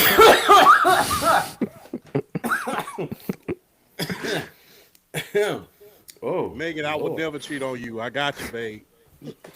Oh boy. But Now you talk Boy. about now that's the epitome of sexual chocolate. Since y'all know, hey, 100% imported from Georgia. I got you. But look, all jokes aside, y'all man. talking about that's the couple of the South. Megan Thee Stallion from Houston, champ, all the way down in the Columbus, Georgia. Oh my Exactly, Lord. man. We make some magic. We make some magic. We'll bring you on the Sports PSP podcast on Friday. You know what I'm saying? Let you talk a little bit. you know. Go from sitting and swinging on Vogues to shout at what your name is. Yeah, you know. Come But over here, sip on some Willie D sip on some Billy D. You know what I'm saying? Do some things. But but my thing is regarding the thing with Madam Joyce, I would have appreciated Madam Joyce. That for those who may not know, that's the woman who is the UK podcaster who claimed that we didn't know who Klay Thompson was until Megan Thee Stallion. Like I've said before, don't tell us the shit coming from your drawers is chocolate. I would have appreciated if she just said, you know what, I don't follow basketball, I don't follow professional sports. I would have respected that, but to make matters worse, she doubled down on the situation. And again, I showed you the video chip. She couldn't even pronounce some of the noticeable basketball players. Luca, Wemby, SGA. The only one she pronounced well was Anthony Edwards. She couldn't even pronounce Steph Curry. So again, like to say that we didn't know who Klay Thompson was. No, speak for yourself. Don't Exactly. speak for the rest of the world. We knew who Klay Thompson was. I just hate it. Again, none of us condone cheating. But champ will say it. If you're gonna do something stupid, if you're gonna do something that you know you're not supposed to be doing, keep it on the down low. That's all I'm gonna say Telling you, regarding that. telling you, man, like we didn't see this man put up 37 in a quarter. Like we didn't see this man put up like 60 on 11 dribbles. Like, come on, man. BRF, we gotta do it real short, real quick. I know it was a tough day yesterday for you with your Atlanta Hawks with the New York Knicks. I don't know if you want to talk about that. I feel like if you talk about it, I'm afraid you may throw up or go to the bathroom and vomit. No, But I can definitely talk about it. go ahead. I mean, it's just one of those situations where the Knicks, honestly, it's one of those situations where like I know like Kenny was in the chat and he's like, oh man, New York Knicks Twitter and TikTok and all that stuff, boy, they're gonna have a field day with y'all. I'm like, well, I want to say, well, hell, about damn time they do something good for themselves. Hell, they've been holding the Trey Young thing against us for 5 years. It took 5 years for them to get their payback. Congratulations, boy. If I had some chips ahoy, I'd give it to all of y'all. Congratulations. Y'all were supposed to beat us. 2021, y'all were minus 275. Here's the best part about it. When people nowadays, and I've seen this on Facebook a lot in like a lot of the Atlanta sports groups, because I don't know, now the Knicks fans want to be all like, well, that 2021 team, how you going? They had like Reggie Bullock and Alfred Payton and Nerlens Noel, and I just want to be like, y'all were still a minus 275 betting odds favorite to beat us in that series, and we took you out in 5 games. So apparently, Alfred Payton and Nerlens Noel and Reggie Bullock wasn't enough to steer the betting odds away from you. So I mean, I'm just saying, don't use that excuse now when y'all were favored to beat us, and when we went B to A in your building, Trey Young giving you the final bow in Game 5 in Madison Square Garden. It took you 5 years to get over that. Congratulations, go win the whole thing. If you get put out by whoever wins, but if y'all get put out, and I'm telling you this right now, I think okay. Okay, the New York Knicks were the winner of the, if I'm not mistaken, it's the Boston Philly series. It's tied 3-3. Okay, so New York plays the winner of that series. Yes. If you get taken out in the Eastern Conference semifinals by one of those teams, shut up. Just shut up. I don't want to hear it. Because now y'all do it, because now they're doing their victory lap because they finally got their payback and took us out. Y'all were supposed to beat us. Congratulations. Is it just me? Is it just me? I'm sorry to cut you off, BRF. Are the New York Knicks fans the basketball version of the Dallas Cowboys? They've been like that for the last 2, 3, 4 decades. Yes, that is a really good analogy. They are the basketball equivalent to Dallas Cowboys fans, because they can have a bad season as soon as the clock hits zero in the regular season and say they miss playoffs. Oh, we coming back next year, right? Dallas Cowboys fans are the exact same way, and look, and here's my thing: they have a really good team. They have a team that can honestly go out and represent the Eastern Conference for the NBA Finals. They have a legit squad, but it's funny because it took these geniuses 3 to 4 games to realize, hey, if you run the offense through Karl Anthony Towns, there's nobody on our team that can guard him 1v1. It took them 4 games to realize that. So, Mike Brown, congratulations. Thank you for finally realizing you had the best player on the floor for either team in the entire series. Congratulations. Good job. Don't get splattered in the Eastern Conference semifinals. That's all I got to say. Because let me tell you something. If y'all get the Philadelphia 76ers in the semifinals, if y'all think that's going to be an easy out, the way they look right now, you got another thing coming. And I mean, it's the Boston Celtics. They still own you. So that's a conversation for another day. Congratulations, you won. But to get that out the way, because I think and Hawks fans, and some of the Hawks fans are kind of like on the level of delusion as those Knicks fans are, because now it's all like, well, I guess Trey wasn't the problem. Da da da. Oh, what happened? Y'all supposed to do this without Trey? I'm like, bro, we might have missed the playoffs with Trey Young. We really might have missed the playoffs. The morale wasn't the same. The offense wasn't running the same. The defense wasn't as good as it got after he was traded. I mean, y'all, let's be real. The first round came down to New York had guys that could go get buckets when the play broke down and you just needed to go get a bucket. Atlanta didn't have that. CJ McCollum showed out for 2 games. They put Josh Hart on him and said, you're done. And that's exactly what happened. So everybody want to be all high, we finally got you. That was just a matter of X's and O's. The Knicks were the better team. And it took them 4 games to finally realize that. Congratulations. So it was just a matter of the better team won. But shout out to the Hawks, because they weren't supposed to be here in the first place, especially after trading Trey Young. They overachieved. And they are in a really good situation for themselves, Because now, not only did you make the playoffs, not only did you give the number 3 seeded Knicks hell for 6 games, you're going to get a lottery pick. You're going to get a lottery pick. They I need think for shooters.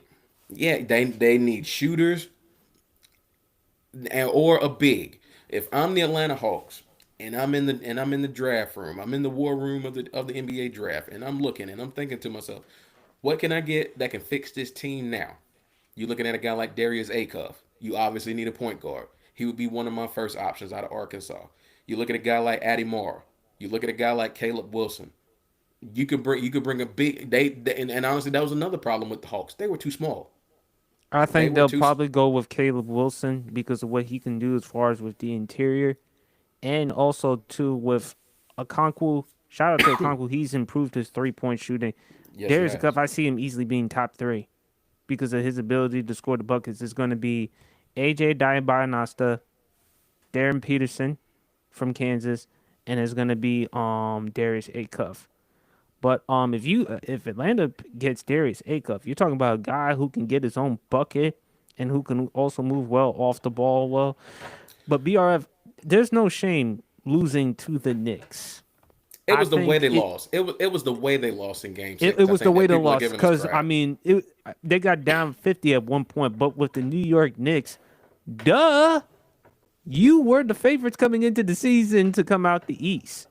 Why should Exactly. you be struggling all the way to third seed? Exactly. Why should you be struggling with an Atlanta Hawks team who everybody knew at the end of the day were probably going to be too small to run with you for 7 games, but the fact that you let them take 2 from you and almost let them go 3-1 on them, let's be real, before hey, wait, we have Carl Anthony Towns and they don't. When it finally kicked in that they had him, that's what the tide turned. And that's where the New York Knicks really kind of inserted themselves and really took the series over. So they were supposed to win this series. But shout out to my Hawks. They are in a real to make the playoffs without even having to go through the play in and then having a lottery pick, have it. And as a matter of fact, let's lay it out there. That pick can be no, I think, can be no worse than 11. So shout out to them for not only making the playoffs, but being able to turn that around and get a really good player. And as far as a lottery pick, all I'm gonna say is this: do not NBA let the Hawks fall in the top 3. Don't just don't do it. Don't do it because I guarantee you, if they fall in the top 3, because I think AJ DeBance is going number 1 overall. I think he's the best player in the draft. I think he's going number 1 overall. That's undeniable. Yeah, I think Darren Peterson honestly has a case, but I also look at situations, and I think AJ DeBanza fits more situations with his play style, with his size, with his athleticism, and everything like that. He fits more teams than I feel like a guy like Darren Peterson does because Darren Peterson is like he's not for me he's not like a true point guard. He's like a combo guard that can play make, but he wants to score the ball. He wants to shoot the He's more basketball. of the two. Exactly. He's more of a combo 2 guard. He's the scorer. So you got to put him in the right situation and you got to build around him. I think AJ DeBanza is a better puzzle piece in terms of other team situations. You can fit him anywhere and he's gonna do well because he can do everything well. He can score. He's obviously athletic. He can play make. He can defend. He fits every team scheme, personality, whatever they want to do. But if you let Atlanta get now, I will say this though. Darren Peterson, because of his ability to play make, would be a good fit in Atlanta. But let Atlanta get someone like a Caleb Wilson or Darius Acuff, you're just inviting them to really build that team to the best of their ability and to hang around for the next 4 to 6 years. So they really put themselves in a good situation. But like I said, GG's to the New York Knicks. They realized who they were as a team and they outplayed us. Point blank period. No need to make excuses. We know what the rest was going to be like. It is what it is. The Knicks were obviously a better team at the end of the day, and it showed from games 4 to game 6. They were the better team. GG's to the Knicks. Big fella, keep it up momentarily because I got to wrap up with the last couple of topics. Quick question for you, BRF, because I've been waiting to ask you this question. Yes, I've been sir. saving this question for like the last week or so. Okay. What do you think about the argument that people are making that the Atlanta Hawks are the poor man's version of OKC as they were coming up. What do you make of that, especially with them having a lottery pick like that? I, what it comes from is not just them having a lottery pick, it's how they've been able to kind of resculpt the squad through the draft. Onyeka Okongwu, Jalen, yeah, between Okongwu and Jalen Johnson, those two being kind of like the anchors through the draft, and then I think and a lot of it too, what they're doing as well is like being able to like go out and get these guys, like whether it be free agency or through trade and all this other stuff. Y'all say what y'all want about Dyson Daniels' offensive game as far as like his inability to shoot. He's a top 5 perimeter defender in the entire NBA. And once he really gets it as far as his offense, not necessarily taking a bunch of shots, but once he really kind of becomes more comfortable on the offensive end, he's gonna be a force. Nickeil Alexander-Walker absolutely deserved Most Improved Player. I think when you're going by the letter of the law, he was the best choice for it. I know some people are saying Denny Abdia, and I completely understand because he went from really good player to all star, and he's really kind of his stars really brightened. But the letter of the law was definitely Nickeil Alexander Walker. But to really answer your question, I like the analogy just because of how they're building this team with the young talent, drafting, signing them, trading for them, and then being able. Shout out to Anzi Salah because he finished second in executive of the year voting. So for him to come in and really take this team over and really be competent and know what he's doing in the front office, it's been a long time coming for the Hawks, and I'm glad we finally have a general manager that knows what he's doing.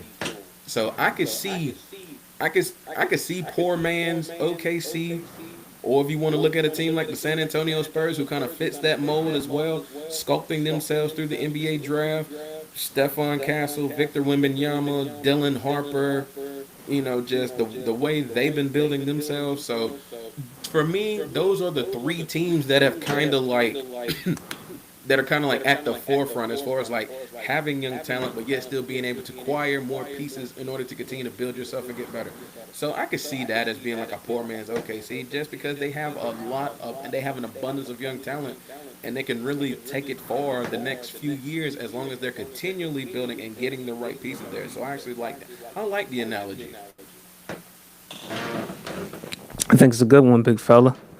But my favorite topic on the Sports PSP podcast, babyface or heel. Now, for those who may not know what babyface heel means in wrestling terminology or language, babyface is a good guy, heel's a bad guy, tweener is someone in between.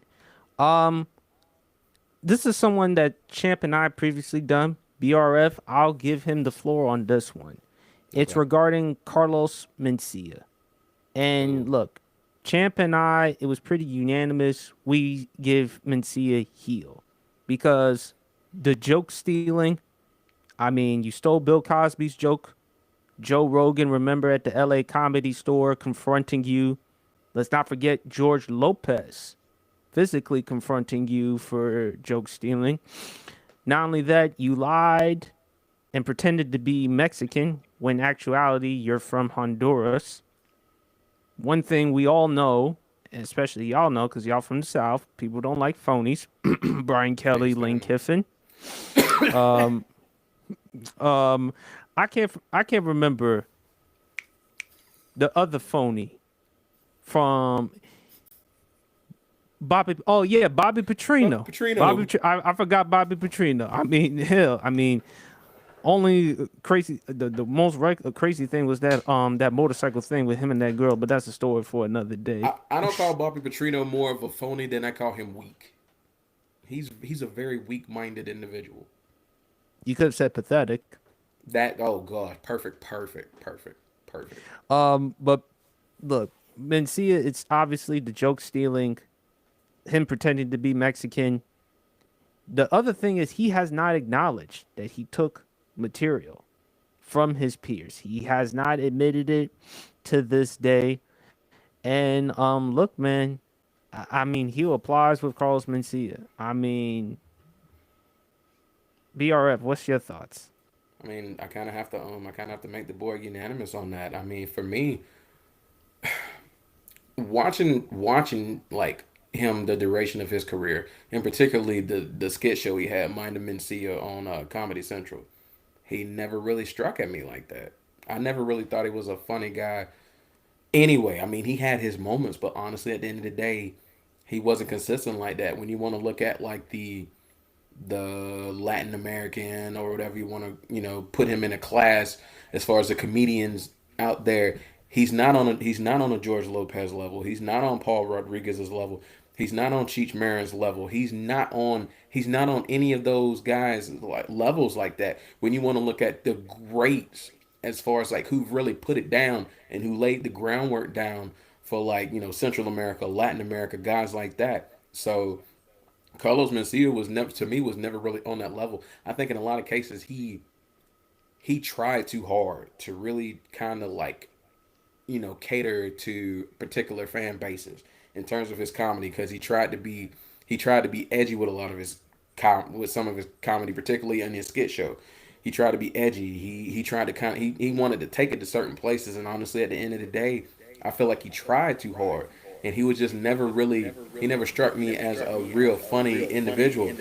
He hung around for a little bit. Don't get me wrong, but he was just never funny to me like that. And then like the joke stealing and just all that other stuff and lying about his heritage and all that other stuff that just kind of takes it completely over the top. So I got to make it unanimous. Yeah, Carlos Mencia is definitely a heel. Well, yeah, and also too with the jokes. And look, has he been the first comedian who's stolen jokes? No. Rest his soul, Robin Williams. Robin Williams was notorious for stealing jokes. There's Dane Cook. Hell, even Joe Rogan, who's friends with Amy Schumer.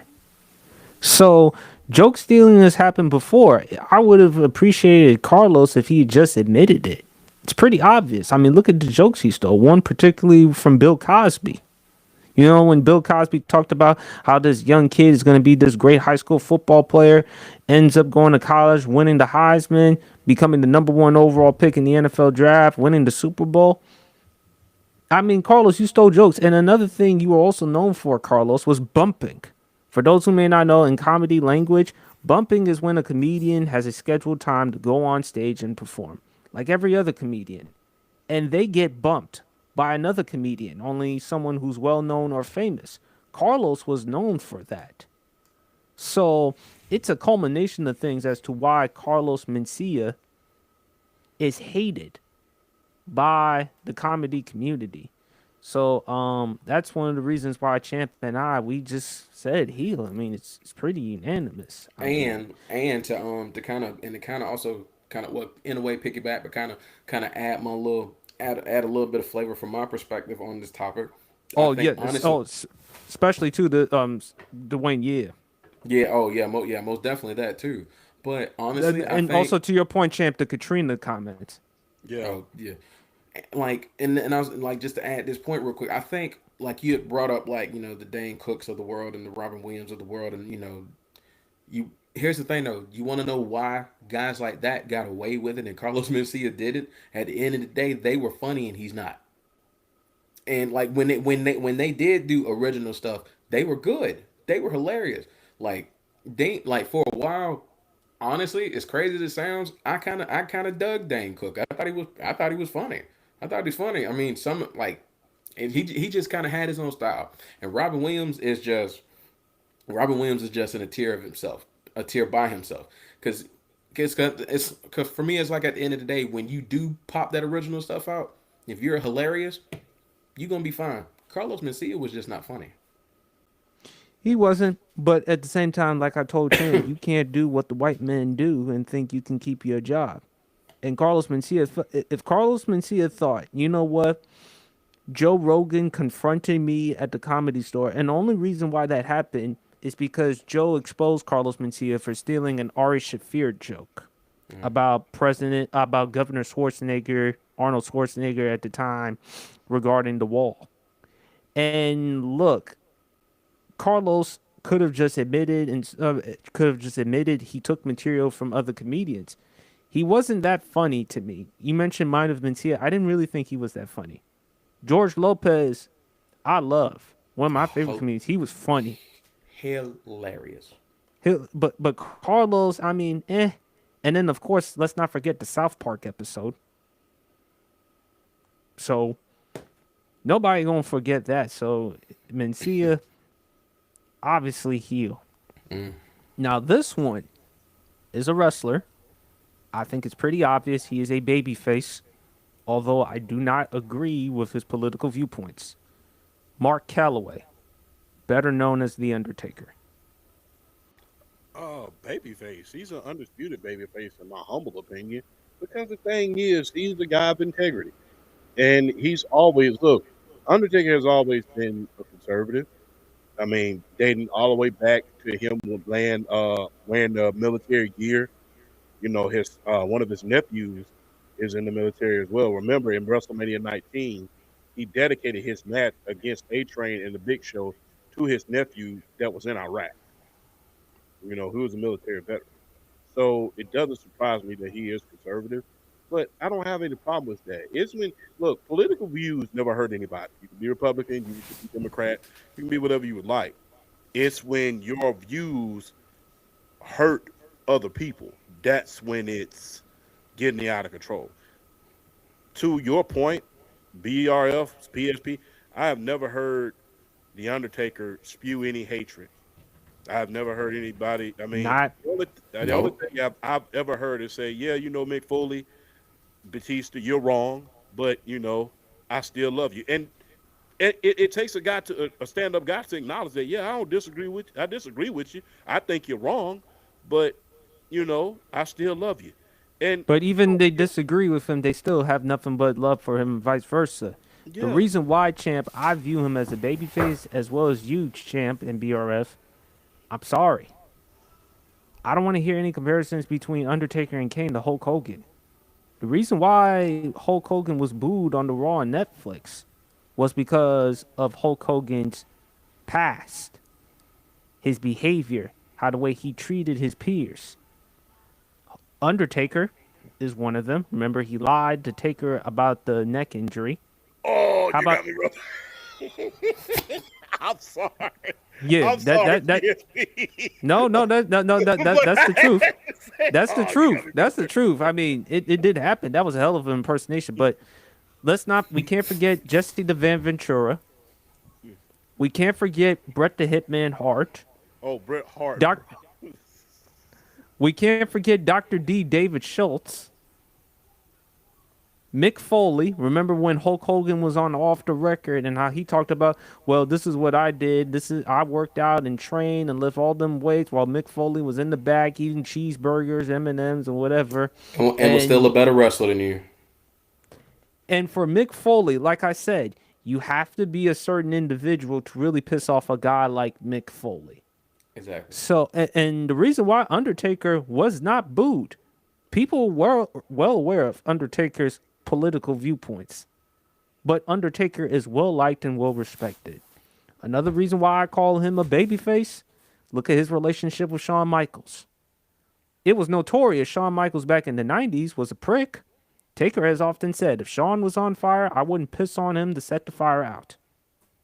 But they have a relationship now because Shawn has turned around his life. I give Taker a lot of kudos because it's not easy to forgive someone who was known for being that much of a dick. And I also give a lot of credit for Shawn for turning around his life. And Taker is a pillar to the wrestling community. And look, one of the friends that I was working with the podcast, she said she would never talk to Taker all because of his political viewpoints. So, just because I disagree with Taker, I don't agree with it. Still, that doesn't mean I don't want to have a conversation. If he wants to hop on the Sports PSP podcast, although that'll never happen, Don't say we would that. love to happen. Hey, we put positive energy into the world. Yeah, that will happen. You never know. You know, I'll go ahead. I want to see. I want to go ahead and speak on it now that we getting it out there. Mr. Calloway, Mr. Undertaker, sir. Allow me to introduce us.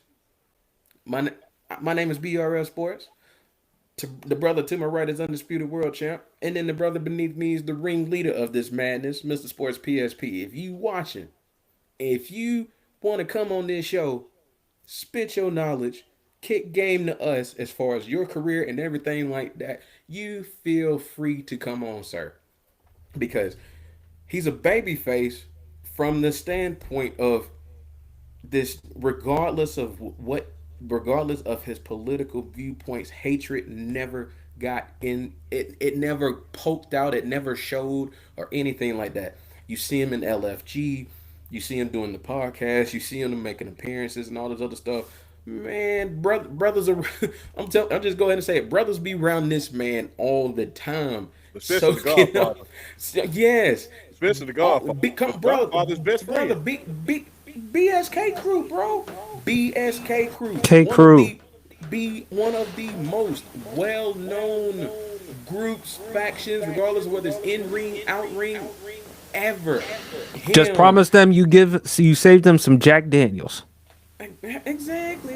All they want is to drink with you a little bit. That's all it is. Taker, Bradshaw, yeah, Godfather, you, bro. Yokozuna was part of BSK. Come on, bro.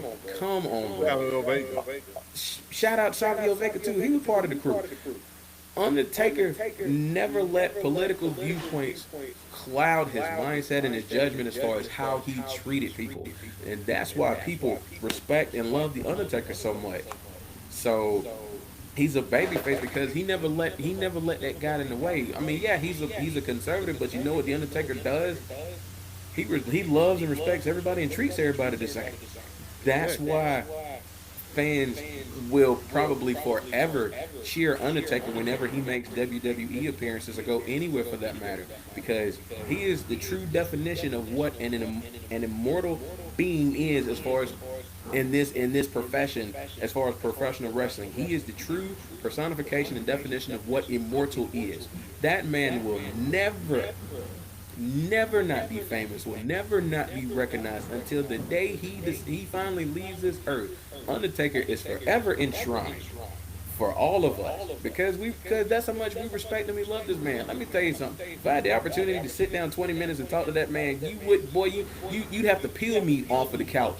Not listening to talking to this man for about 20, 30 minutes. You have to peel me off the couch because that's how revered he is as an individual.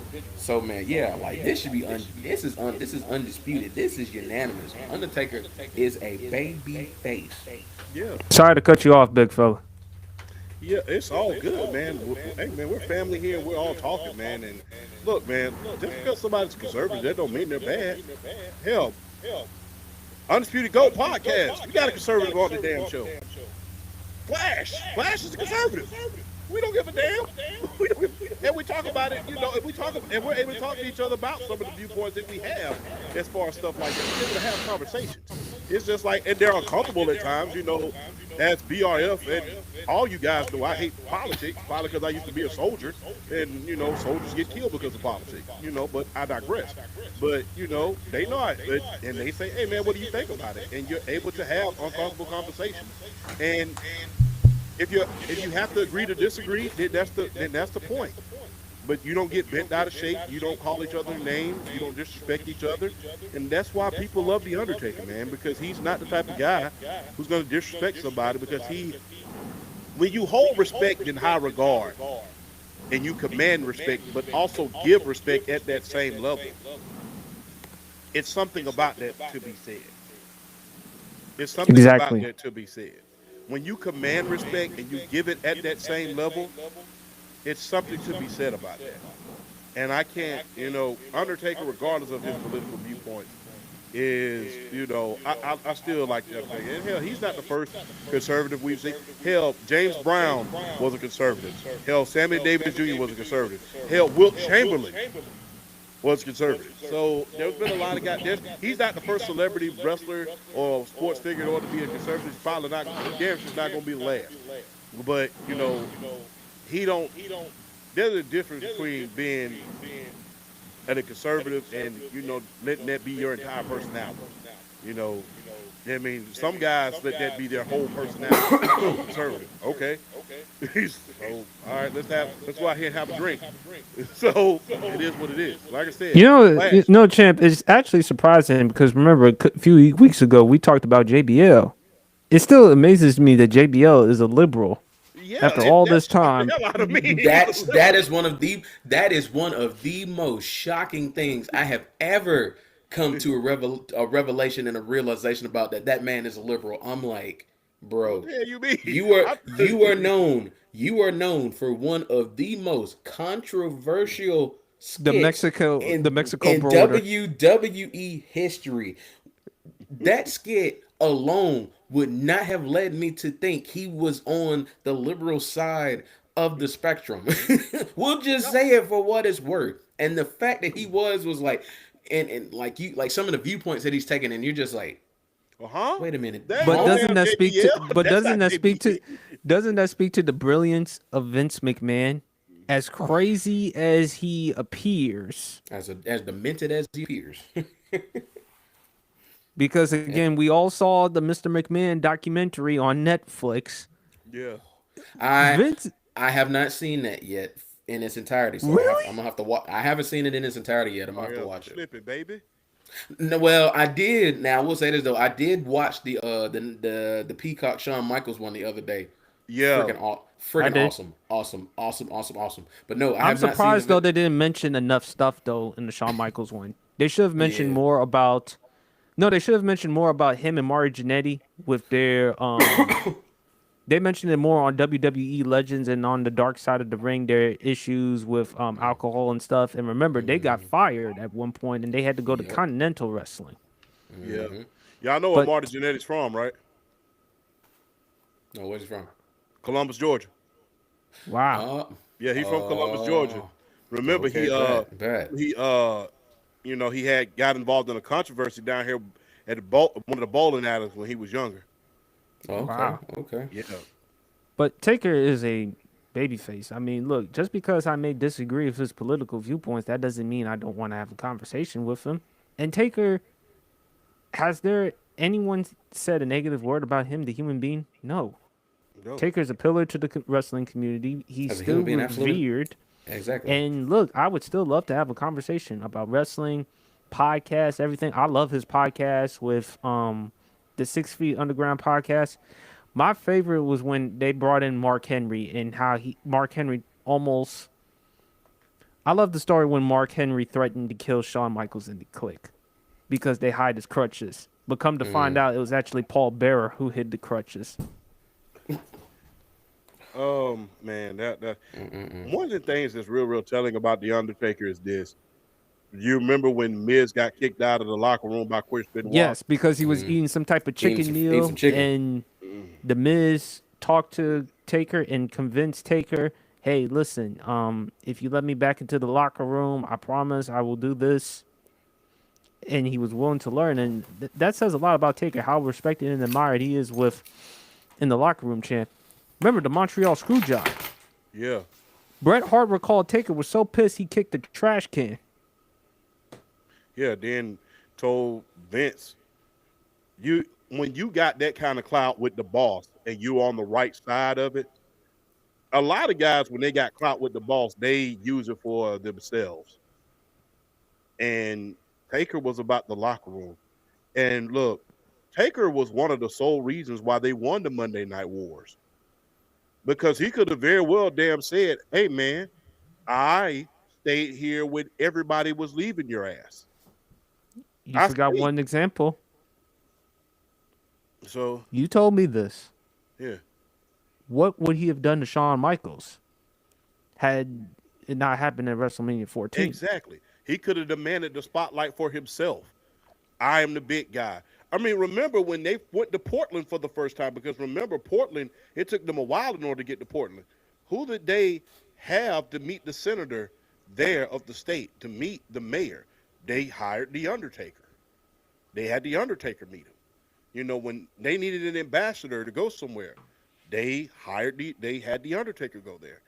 And for years, he was the staple of the locker room. He was the Andre the Giant of this generation. He was the Andre the Giant of his generation. And the fact that I think he's one of the last of the Mohicans, because we're moving into a generation where the only thing that will be known to everyone is the WWE. We don't have the territories anymore. You know, we don't have the territories anymore where, you know, you can go from territory to territory. So he's one of the last of the Mohicans that was in the territory. One of the last people who wrestled Bruiser Brody. One of the last people who wrestled Hulk Hogan, who wrestled Andre the Giant, who wrestled a little bit of everybody. The way that people used to talk about Andre the Giant in the locker room, that's the same way that people talk about the Undertaker. And remember, I think it was back in 2002, they actually had a picture of the Undertaker and Andre the Giant right behind him, and they compared him and Andre the Giant on WWE magazine. He is the Andre the Giant of this generation, and he's put so many people over. He's put so many guys over. He has. And I just think that Taker should get his flowers and his views, and that's one of the reasons why he is a babyface. And I just also love the work. Speaking of which, y'all mentioned about the Shawn Michaels documentary BRF. I also love Taker's involvement with NXT as well. Oh, absolutely. His involvement in NXT, his involvement in AAA. I mean, he's got AAA jumping. Like he really does. Like I've seen some AAA like amazing stuff. Like one of the best things I've seen in a while was that brawl between the El Grande Americanos because they have a mass versus match coming up, a mass versus mass match coming up, and he produced like just a flat out brawl. One of the best things I've seen all year, better than a lot of the stuff I've seen on the main roster. Like that is probably one of the most anticipated matches of the year, and it's a AAA match, and that's Undertaker. So he's always been about the right things as far as his business, as far as like he knew when his time was up, and he knew when it was time to really, kind of spread that knowledge to the up and comers, to the young guys, and to the young Hmm. guys and the young women that were coming up ready to make a statement and kind of establish their own brand and want to make a name for themselves. And he's just gone about it, and he's always done it the right way, and that's why so many people revere the Undertaker like they do. Absolutely. You know what? I wasn't even thinking about her until now. Ice Spice. You know she got a new Wendy's ad just after the controversy she was in with the McDonald's, With the slappy meals, yeah. as Charles Barkley put it. But I mean, like she said, that shit wouldn't happen in Wendy's. It wouldn't happen in Wendy's. Uh, I don't know. Like I say tweener.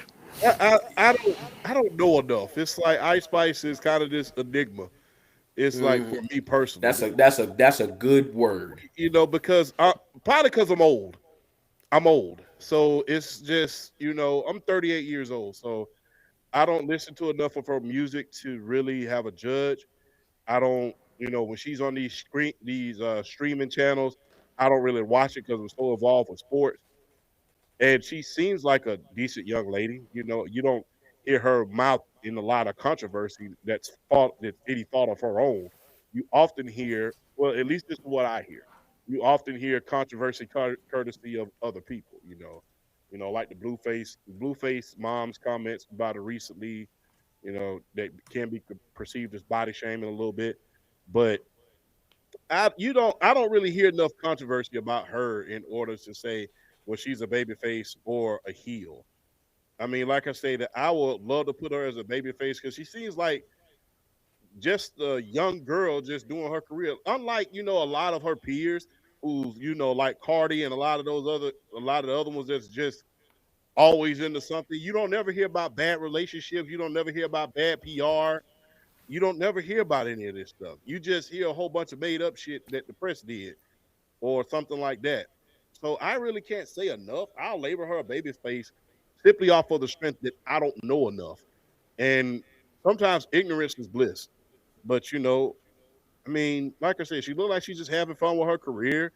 She does her little poses. She gets involved in a little bit of controversy here and there, but it's not like she's in the tabloids all the time for all the wrong reasons. I'm not seeing her get in trouble.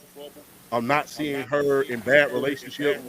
I'm not seeing her all the time.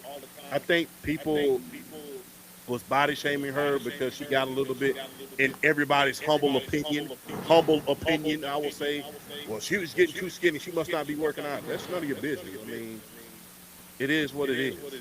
Don't let everybody, you can't please everybody.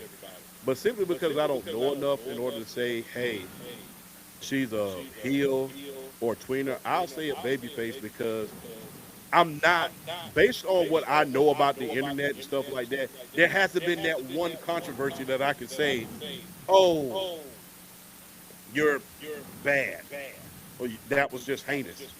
It's just sometimes she's just at the wrong place at the wrong time. BRF. I think that's why I have her as a tweener because I don't know enough. Like, I'm not necessarily like the biggest fan of her rapping style.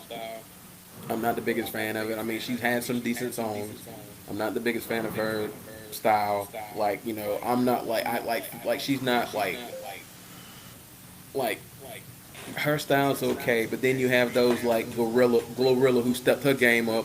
You got Lotto who stepped her game up. Obviously, Megan Thee Stallion is like the ringleader of all of this. She's the head of all this as far as like just kind of like what she was at the beginning to where she is now. And Ice Spice has kind of like stayed the same for me in my opinion, even though she's got some good songs. And I mean, like, I don't know enough about her, which is why I have her as a tweener. So like I think she's got a little ways for to go for me in order for me to like establish her as like heel or babyface. She's got a way to go. I don't like I said for me it's just like I'm not the biggest fan of like her music and stuff like that. Even though she's got some good records, but yeah, for me she's a tweener for like kind of the same point of Champ, but I have her as a tweener for it. But it is amazing though how you go from a McDonald's getting your ass whooped at McDonald's to now all of a sudden getting a Wendy's commercial. That shit what happened at Wendy's. That shit When what when happened at Wendy's. when is doing what they do best, man, trolling. I love their chicken nuggets though. They got some good chicken nuggets with the honey mustard, so that's Oh, good. they got the Wendy's got the chicken wrap too now, bro. Yep. Fire, I think this is a pretty babyface or heel, easy babyface. The great Elle Duncan. bro. Ellie That's Duncan. easy. That's That's easy. babyface. There's been no Yeah. contra. Look, I'm gonna just say this and just leave it at that. To have to deal with Kendrick Perkins on a damn regular basis and all his badass sports takes, and why take a Tylenol when you can have a Kind of perk a perk. and all of that, utter buffoonery. It's just, in the great words of Jim Cornette, it's to have to deal with that utter buffoonery is there's enough within itself to say, you know what, I like your style, and she's from the Peach State, and she is a Georgia Peach. And she reps it every chance she Yeah, and she gets. reps it to the core. So that is one of the famous young women that I would love to meet and shake her hand and let her know that thank you for what you're doing for the sports community. You're giving a good reputation to the women in the industry. You're not out here spewing nonsense. You're not out here trying to make players look bad. You're doing your job. You're a very attractive woman, and you are able to Beautiful do, woman. yeah, very Beautiful attractive, woman. Yeah, she is. and you're able to do a lot of things. And like I said, you've been able to bring a lot of potential. She had the Netflix deal. Um, I hated that she left sport. I hated that she left ESPN, but I I had to deal with don't. Kendrick. I I don't. had to deal with I Kendrick Perkins every don't. damn I day. think one of the best decisions she could have made was leave ESPN. Uh, Dude, ESPN. Look. Come on, I Dwayne. hated that because but shut your ass up the way. Shut your ass up. But Kobe Bryant, Kobe Kobe Bryant, Bryant, but Shaquille yeah, O'Neal. Actually, actually, I she's a like I like Charles Barkley. Anytime when you bring Chuck on the show or on a network, you're gonna be fine. It's better than listening to Stephen A. or Dan Orlowski or Kendrick Perkins takes. So, well, but you can Elle have a Duncan perk.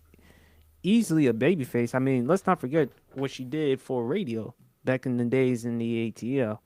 We Seven can't ninety, disregard. 790 the zone. I actually like. I used to call in to 790 the zone from time to time, and I actually got to speak to her. So shout. I actually got to speak to her on the radio. So shout out because they were doing some topics or whatnot. I have always been a fan of her, and not just because she's fine, because she's definitely fine, but she know what she's talking about. She You know what does. I'm saying? She knows what she's talking about, and that's honestly that's what it's about at the end of the day. It ain't it ain't always necessarily got to be about looks and all this other stuff. Long as you know your stuff, you gonna get around and you gonna make a career of yourself and you gonna build something. Elle Duncan's always been like that when it comes to the sports talk game. She is good, and I've always had mad respect for her for what she does in that business. So yeah, she did like as soon as the name came out your mouth, that was easy. That was like one. That was the easiest one of the day. She's like undisputed, and of course, she GA. Me and Champ, we got the rep.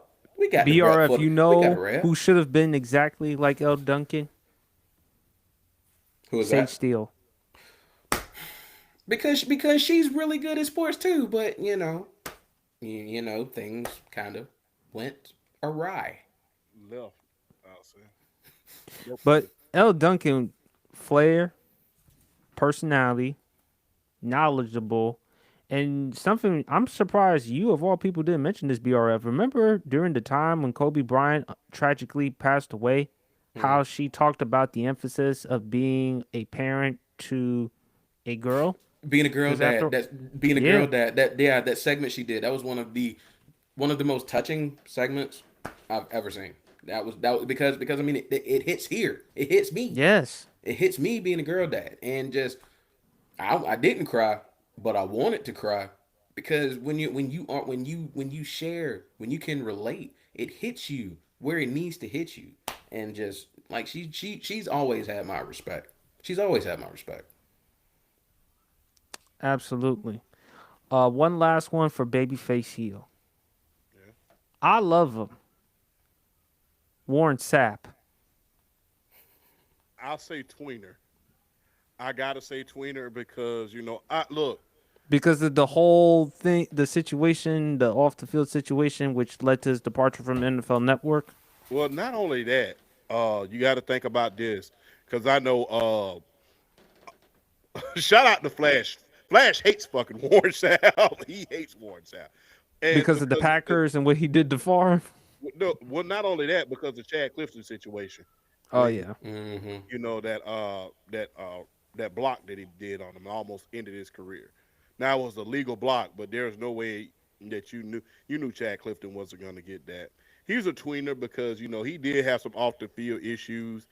Then the whole put a jersey on situation.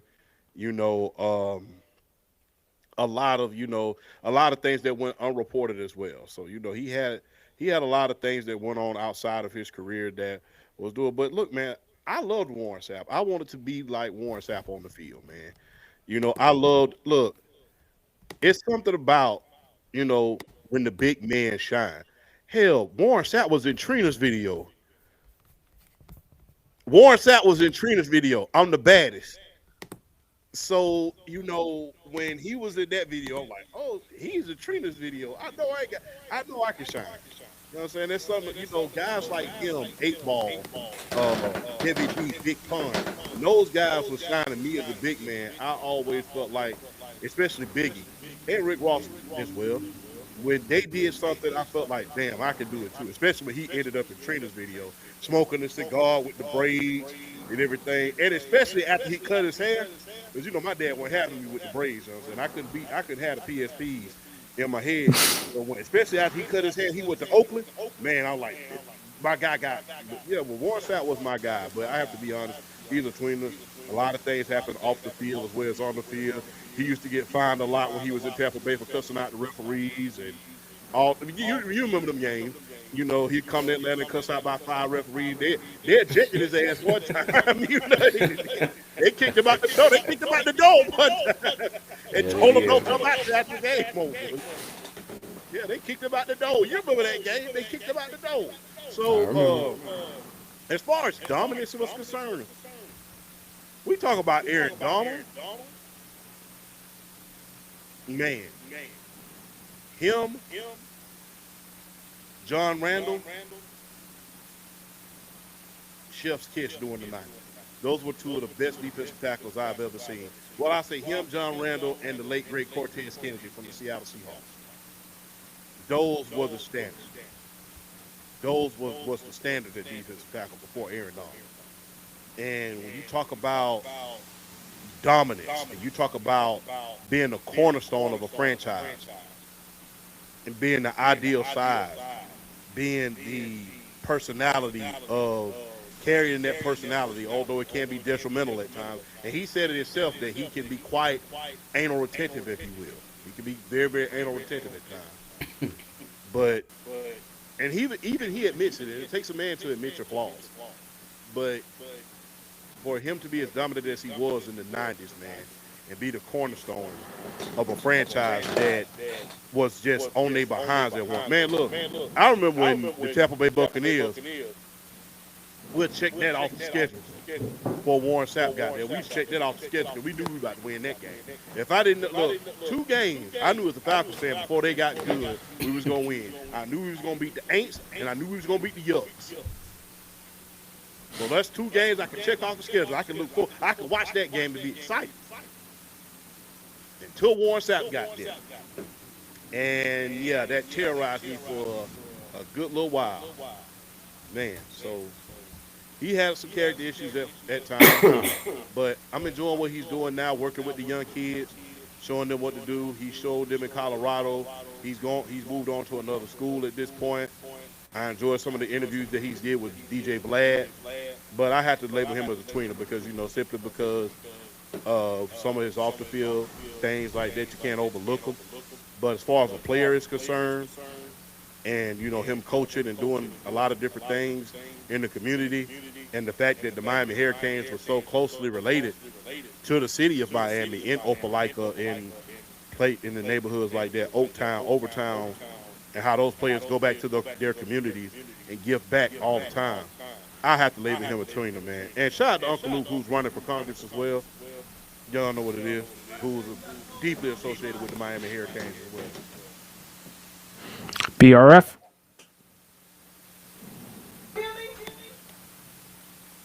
All right, we're gonna give BRF some time real quick. Gotta take care of some stuff, and we understand.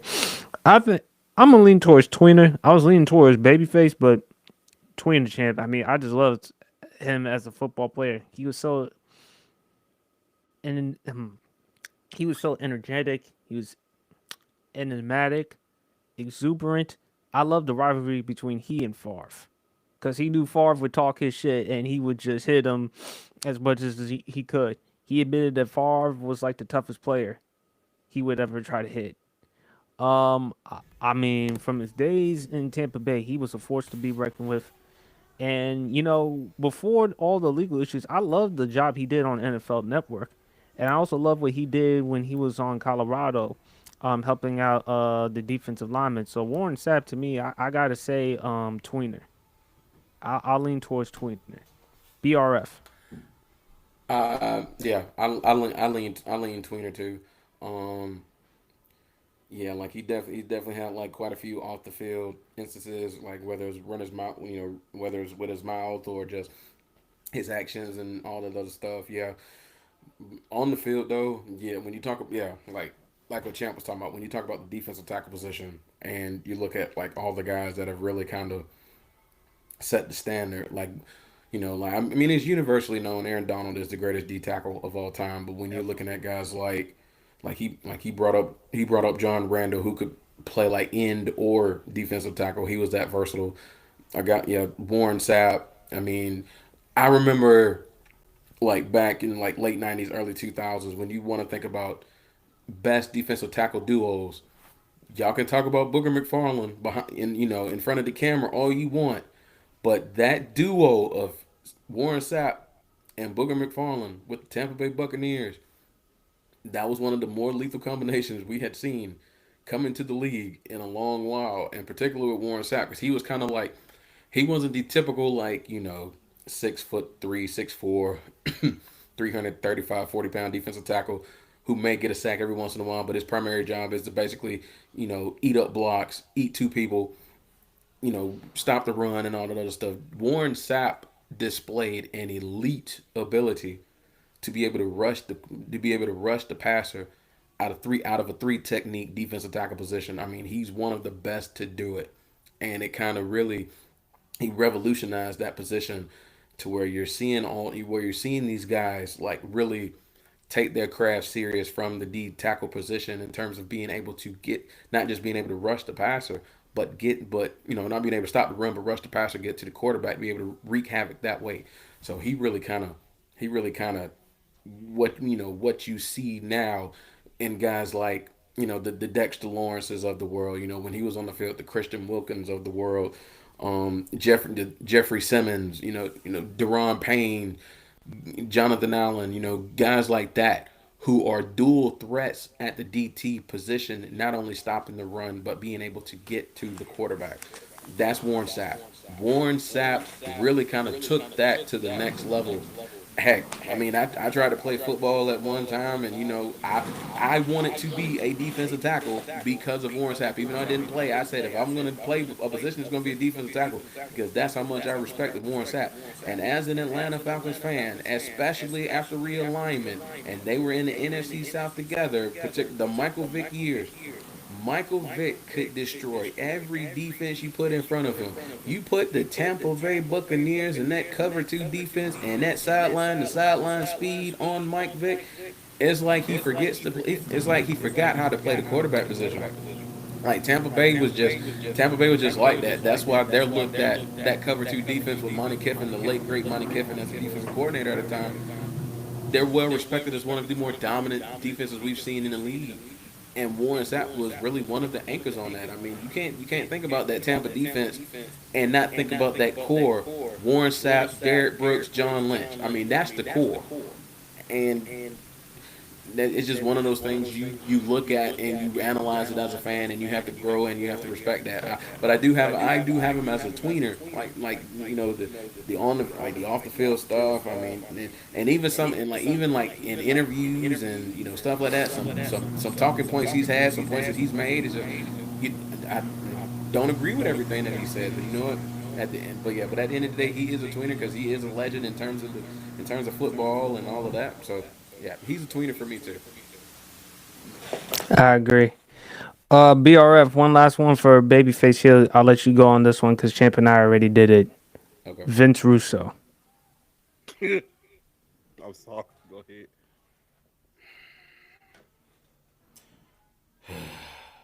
Heel.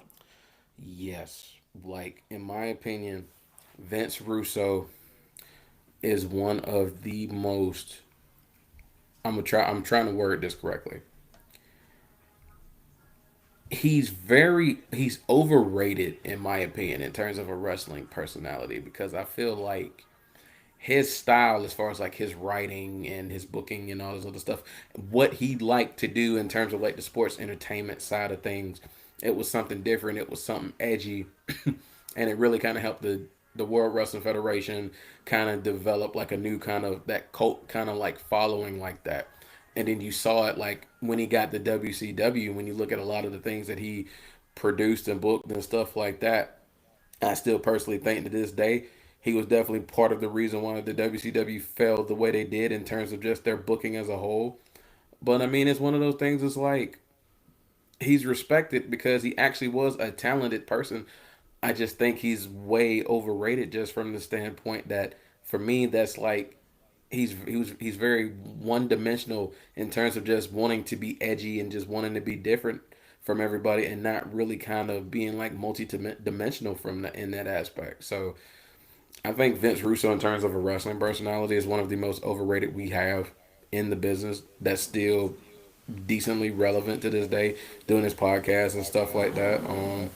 But yeah, he's definitely a heel. Like especially that WCW run. That oh my gosh, like that New Blood faction. Like Ugh. what the hell are we doing trying to present Billy Kidman versus Hulk Hogan as the rivalry of the two of 2000? Like what are we doing?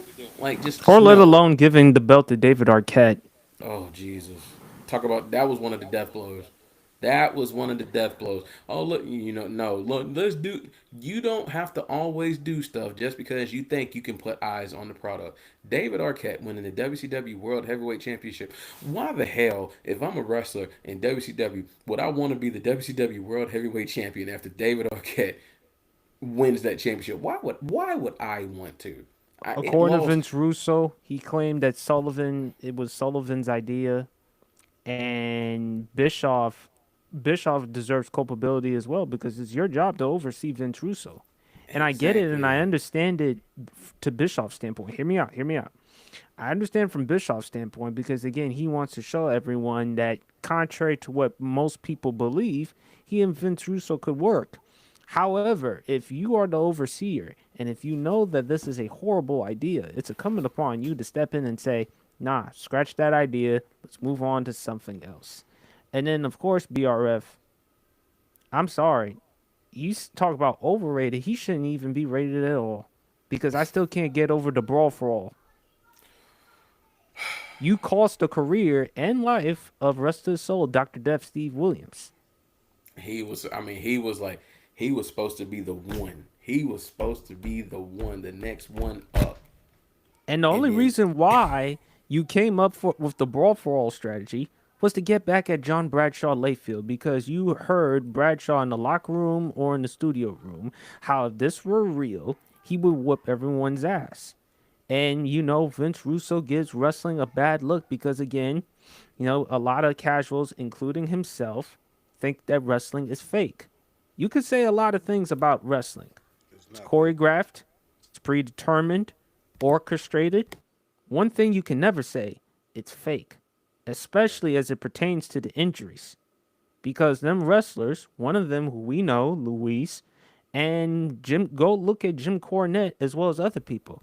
They have talked about how much impact wrestling puts on them, not just physically, but also psychologically and mentally. And that's something that Vince Russo did not take into consideration. And he keeps saying, bro, bro, bro, bro, bro. I get it. He's from Long Island and he's Italian. But when he says bro, it sounds so disingenuous. And it's one of the reasons why Jim Cornette has often said, when he finds his grave, he's going to piss on it and hung a picture on his wall.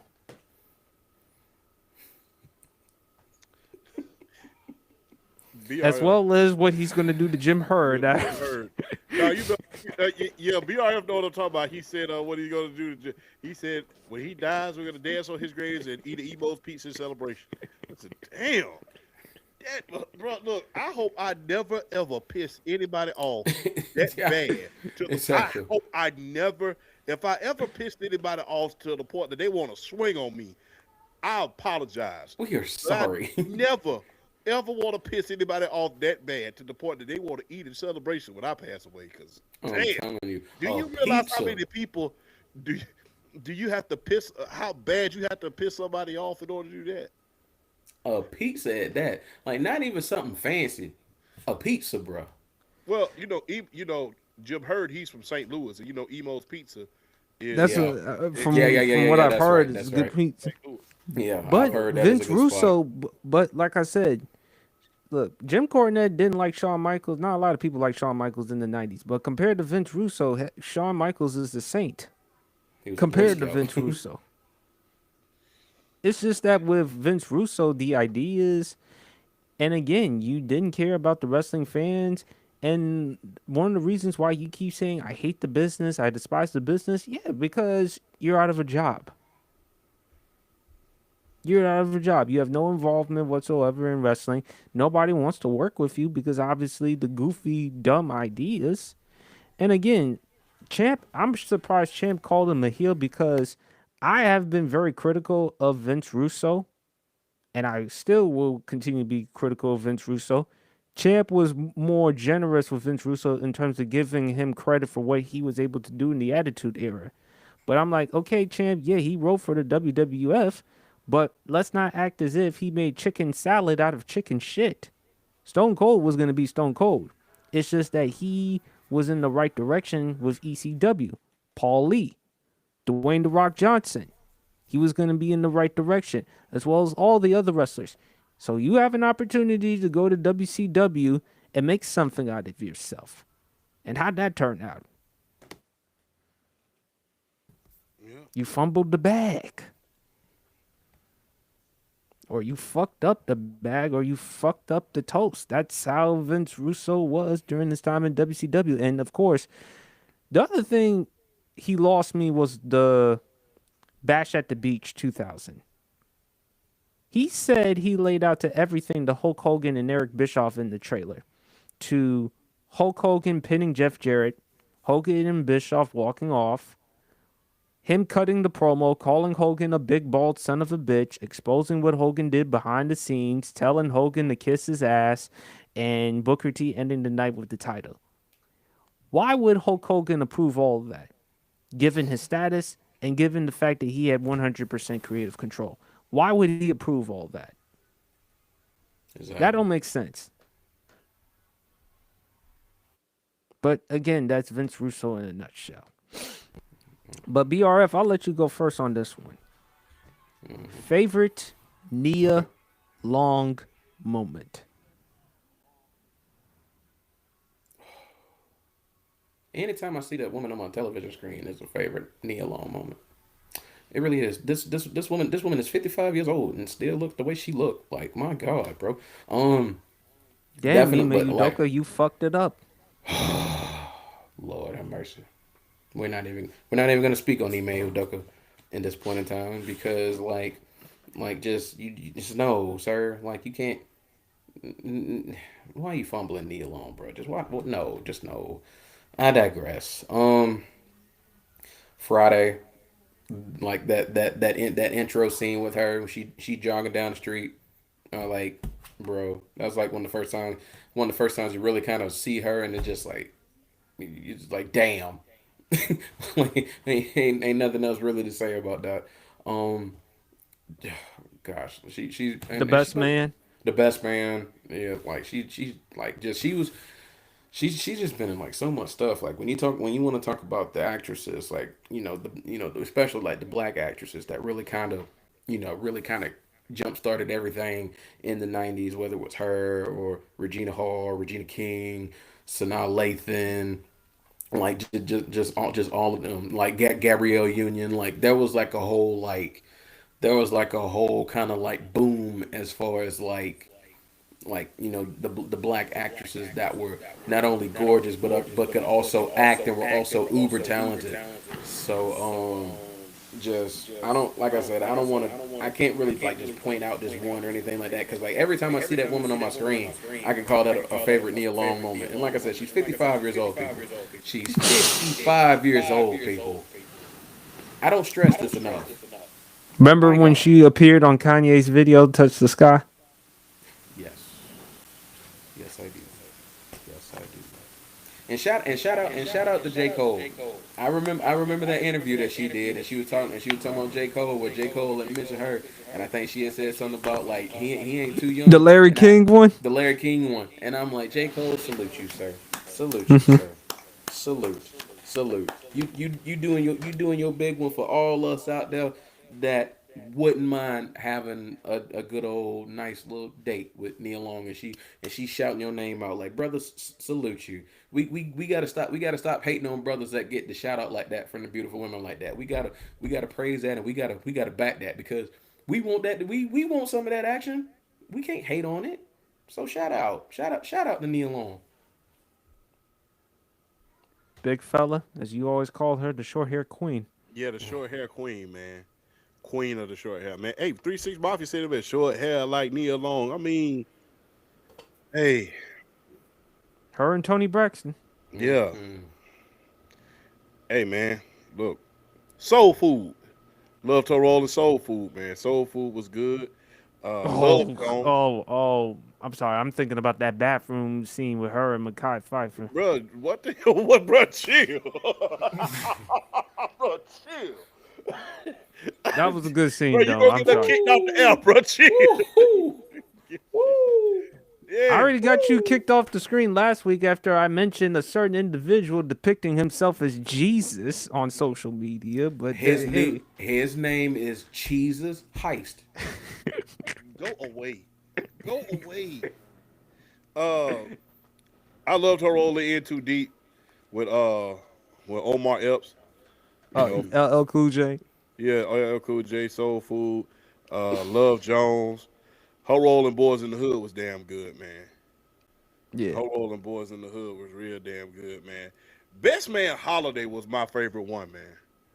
Best Man Holiday was my favorite one. I love the Best Man series, but Best Man Holiday was my favorite. One of my favorite movies. I don't really watch movies in that genre like that. I watch them when you got a girlfriend or you watch one of your homegirls might invite you over, say watch this movie with me. I'm like, just to make you happy, and I got to hear you talk for the next umpteen weeks about what I didn't do, what I did do.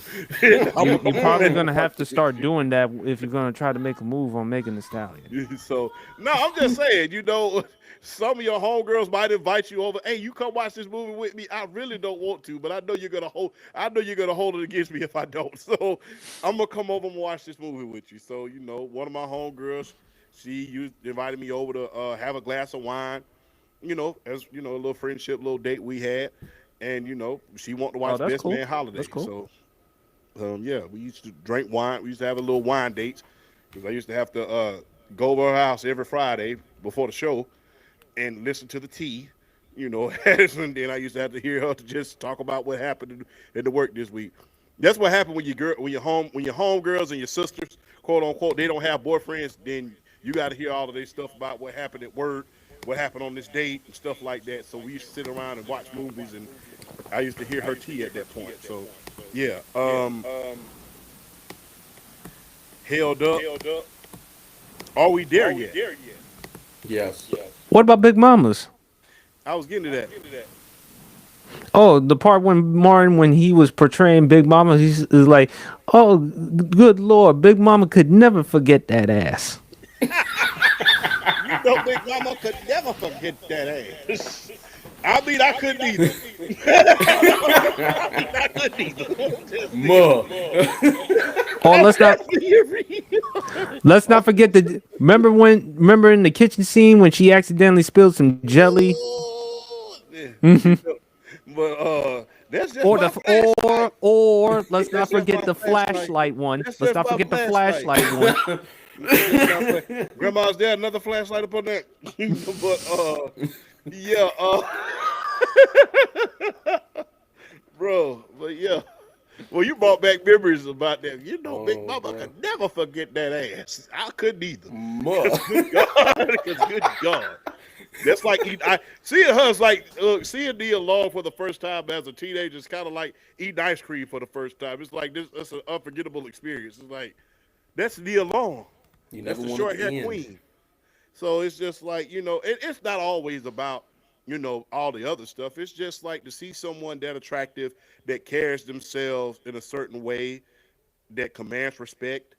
I think being Jordan and best man, the whole series was her best role for me because it shows how successful women conduct themselves, how they're well respected, how they handle themselves, even around their successful counterparts. You know, and like I said,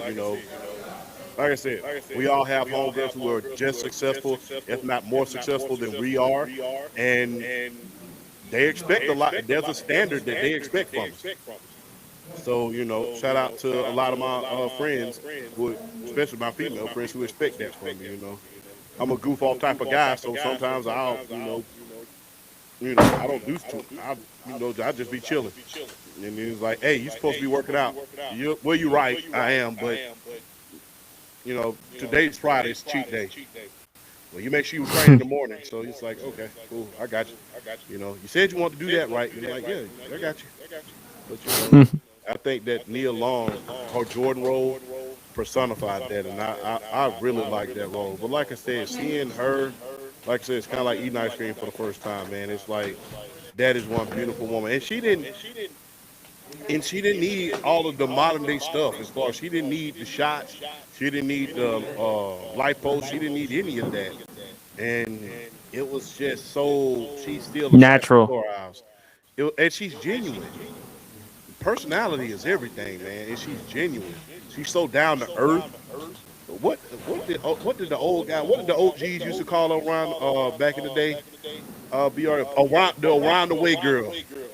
Yeah, the around the way fillet, what they used to call us. And she reminds you of the around the way girl. So it's just, yeah, man. Nia Long, you're a hell of an actress. You're an even better woman, and yeah, yeah, exactly. And She was fine as hell in everything. only thing that I regret is I wouldn't have looked. Only thing that I didn't regret is I didn't become famous sooner because I would have married you. That's the only thing that I would regret. And like I Well, told man, I think you're too busy with making the stallion into somebody else right yeah, but now. I would have never cheated on Nia neither. I would never cheat on y'all. All I'm gonna say is this: when you hear that one song, I wanna get next to you. You think about that scene in Friday.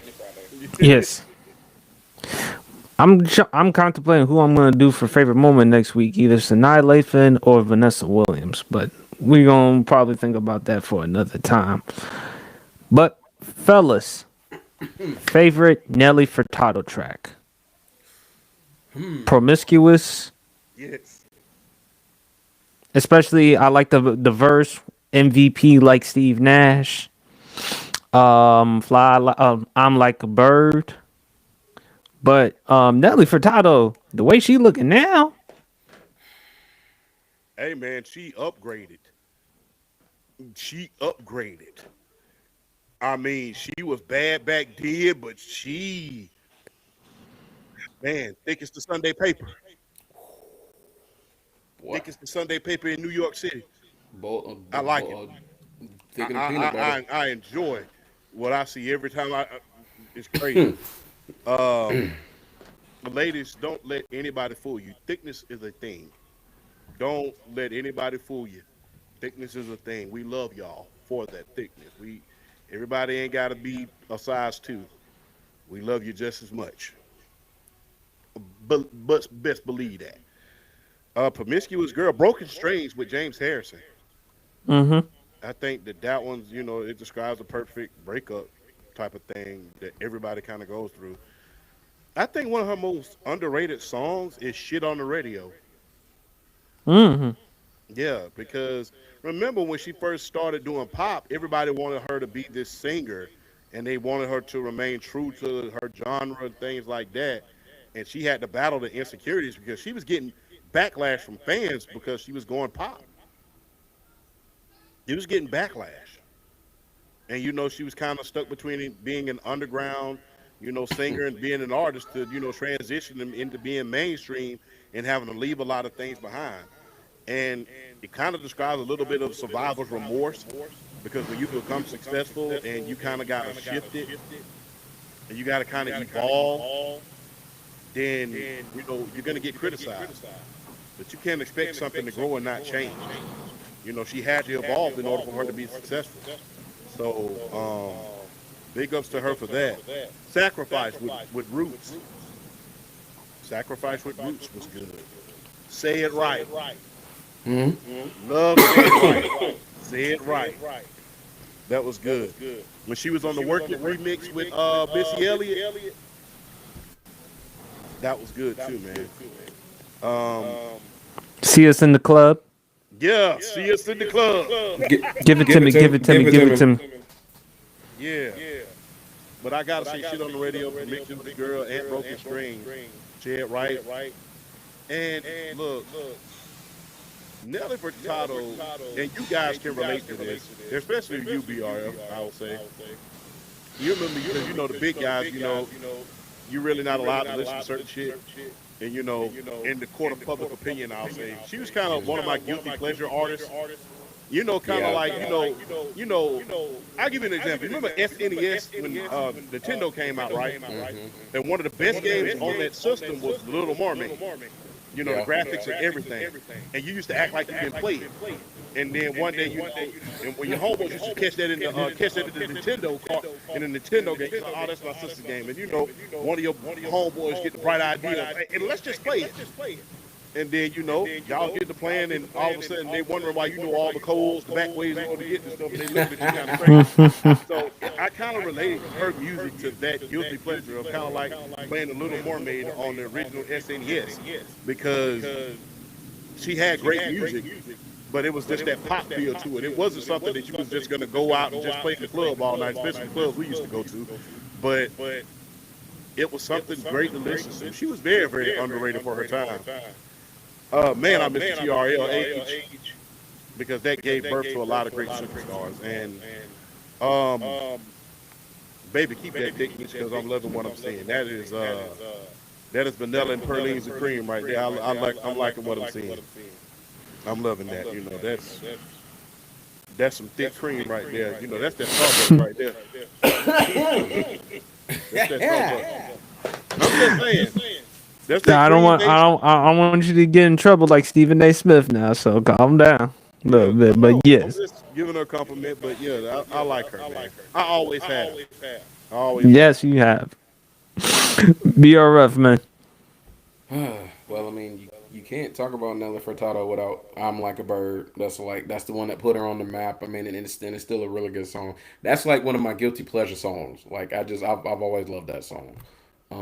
But yeah, "Promiscuous," "Man Eater," "Say It Right," "Turn Out the Lights." If you know what I'm talking about, that I love "Turn Out the Lights." I love that song. Um, Gosh, what else? But yeah, most definitely give it to me. Her, Timbo, and JT, great. I mean, and that time frame too. Like a lot of the music, like the dance music and all that stuff was kind of like, like kind of bringing that kind of hip hop flair into it. It was kind of like just really kind of set the bar for like a lot of the music back then. Like was it like mid late 2000s? just a lot of really good like dance hip hop, just kind of blurring the lines, just kind of making really good music. Um, I say my favorite song of hers. I would probably go either "Turn Out the Lights" or "Say It Right." Those are probably like my two favorite songs that she's done. But just like yeah, she's she's definitely underrated for her, like just for how talented she was. But yeah, man, Nelly for one of the prettiest women I've ever seen. I mean, not just like the standpoint of what she looks like, from a body perspective, like facially, just one of the prettiest women I've ever seen. Beautiful face. Beautiful face and the eyes, just everything just kind of offsets it, just sets itself like perfectly with her. She's just a gorgeous woman, and the talent speaks for itself. So yeah, man. But I would say say it right and turn out the lights are my two favorite Nelly Furtado songs. Give it to me and promiscuous. Especially when you're on the dance floor or when you just listen or when you're seeing people just dancing promiscuous. I play that track like practically all the time. So promiscuous for me. And for next week on the Sports PSP pod, favorite Pitbull track. Oh, I like that. I like that. I like So that. stay tuned for next week on the Sports PSP pod. Um, BRF, any final words before we wrap up the show? Yes, like I said when I made my appearance back, just shout out to everybody. All the prayers, all the condolences, just showering of love towards me. I greatly appreciate it. Greatly appreciate y'all too for checking in on me, seeing how I was doing. Especially Champ. Champ was hitting me up like every other day, almost kind of checking on me, seeing how I was doing. Because I wasn't really doing a lot of posting. I wasn't doing a lot of talking and everything. I just kind of like more staying to myself, but still kind of like handling business because I still had to work at the end. I worked a little bit, but I took some time off.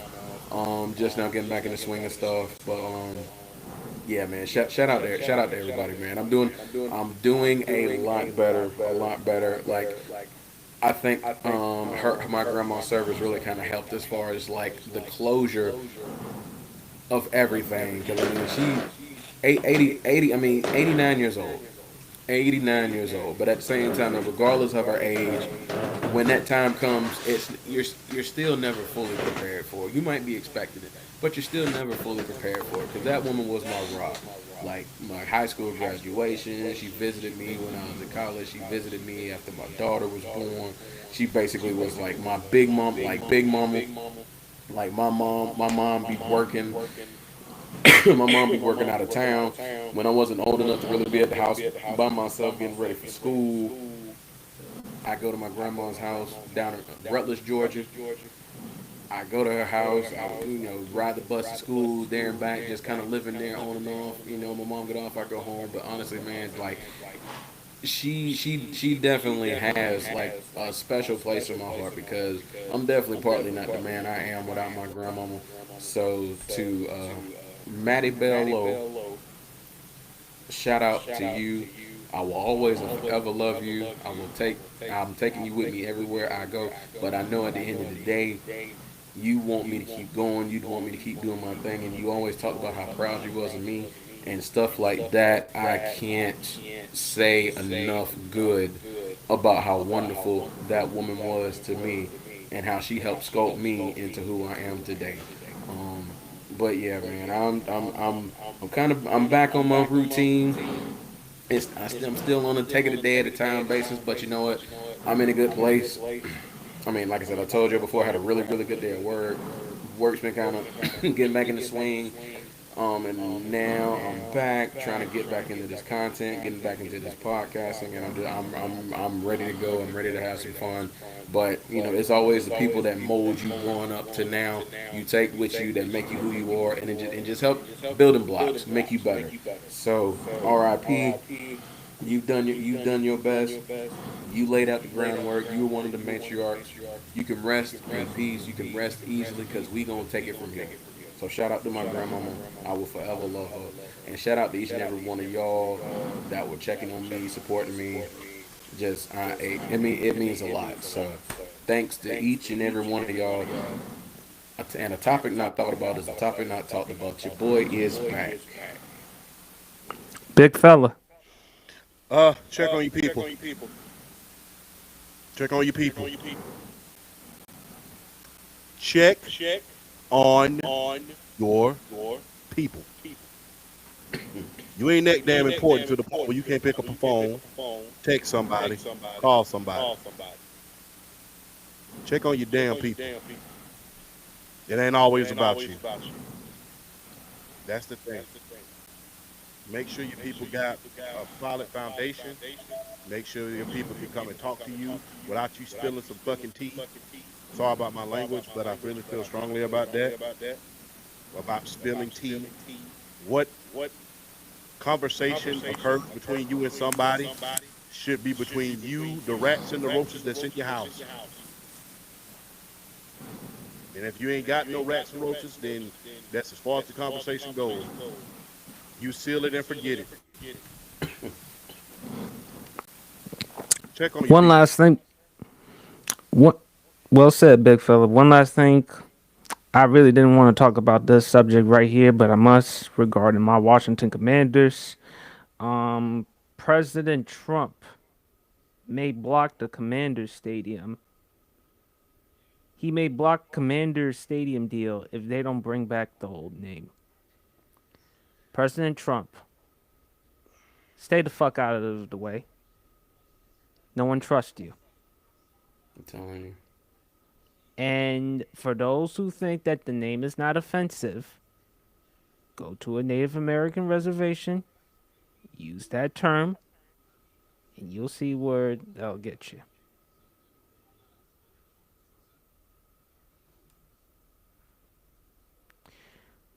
But to Champ's point, check on your people.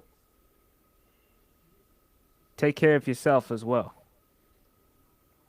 In the words of Robin Williams, everyone you meet in life is fighting a battle you know nothing about. Be kind always. Everyone enjoy the rest of your weekend. If you're gonna drink, please drink responsibly. Champ, call Megan Thee Stallion, see if y'all can take her to the Atlanta Dream game over in the summer, and make sure you buy her some Balenciagas or some Louis Vuittons while you're at it, or take her to the Cheesecake Factory. Don't eat all her meals. Make sure she has something for her on her plate, and save her You know, some. I was about to say something, but considering we're not on the uncensored show as of yet, I'm gonna say that to Sunday.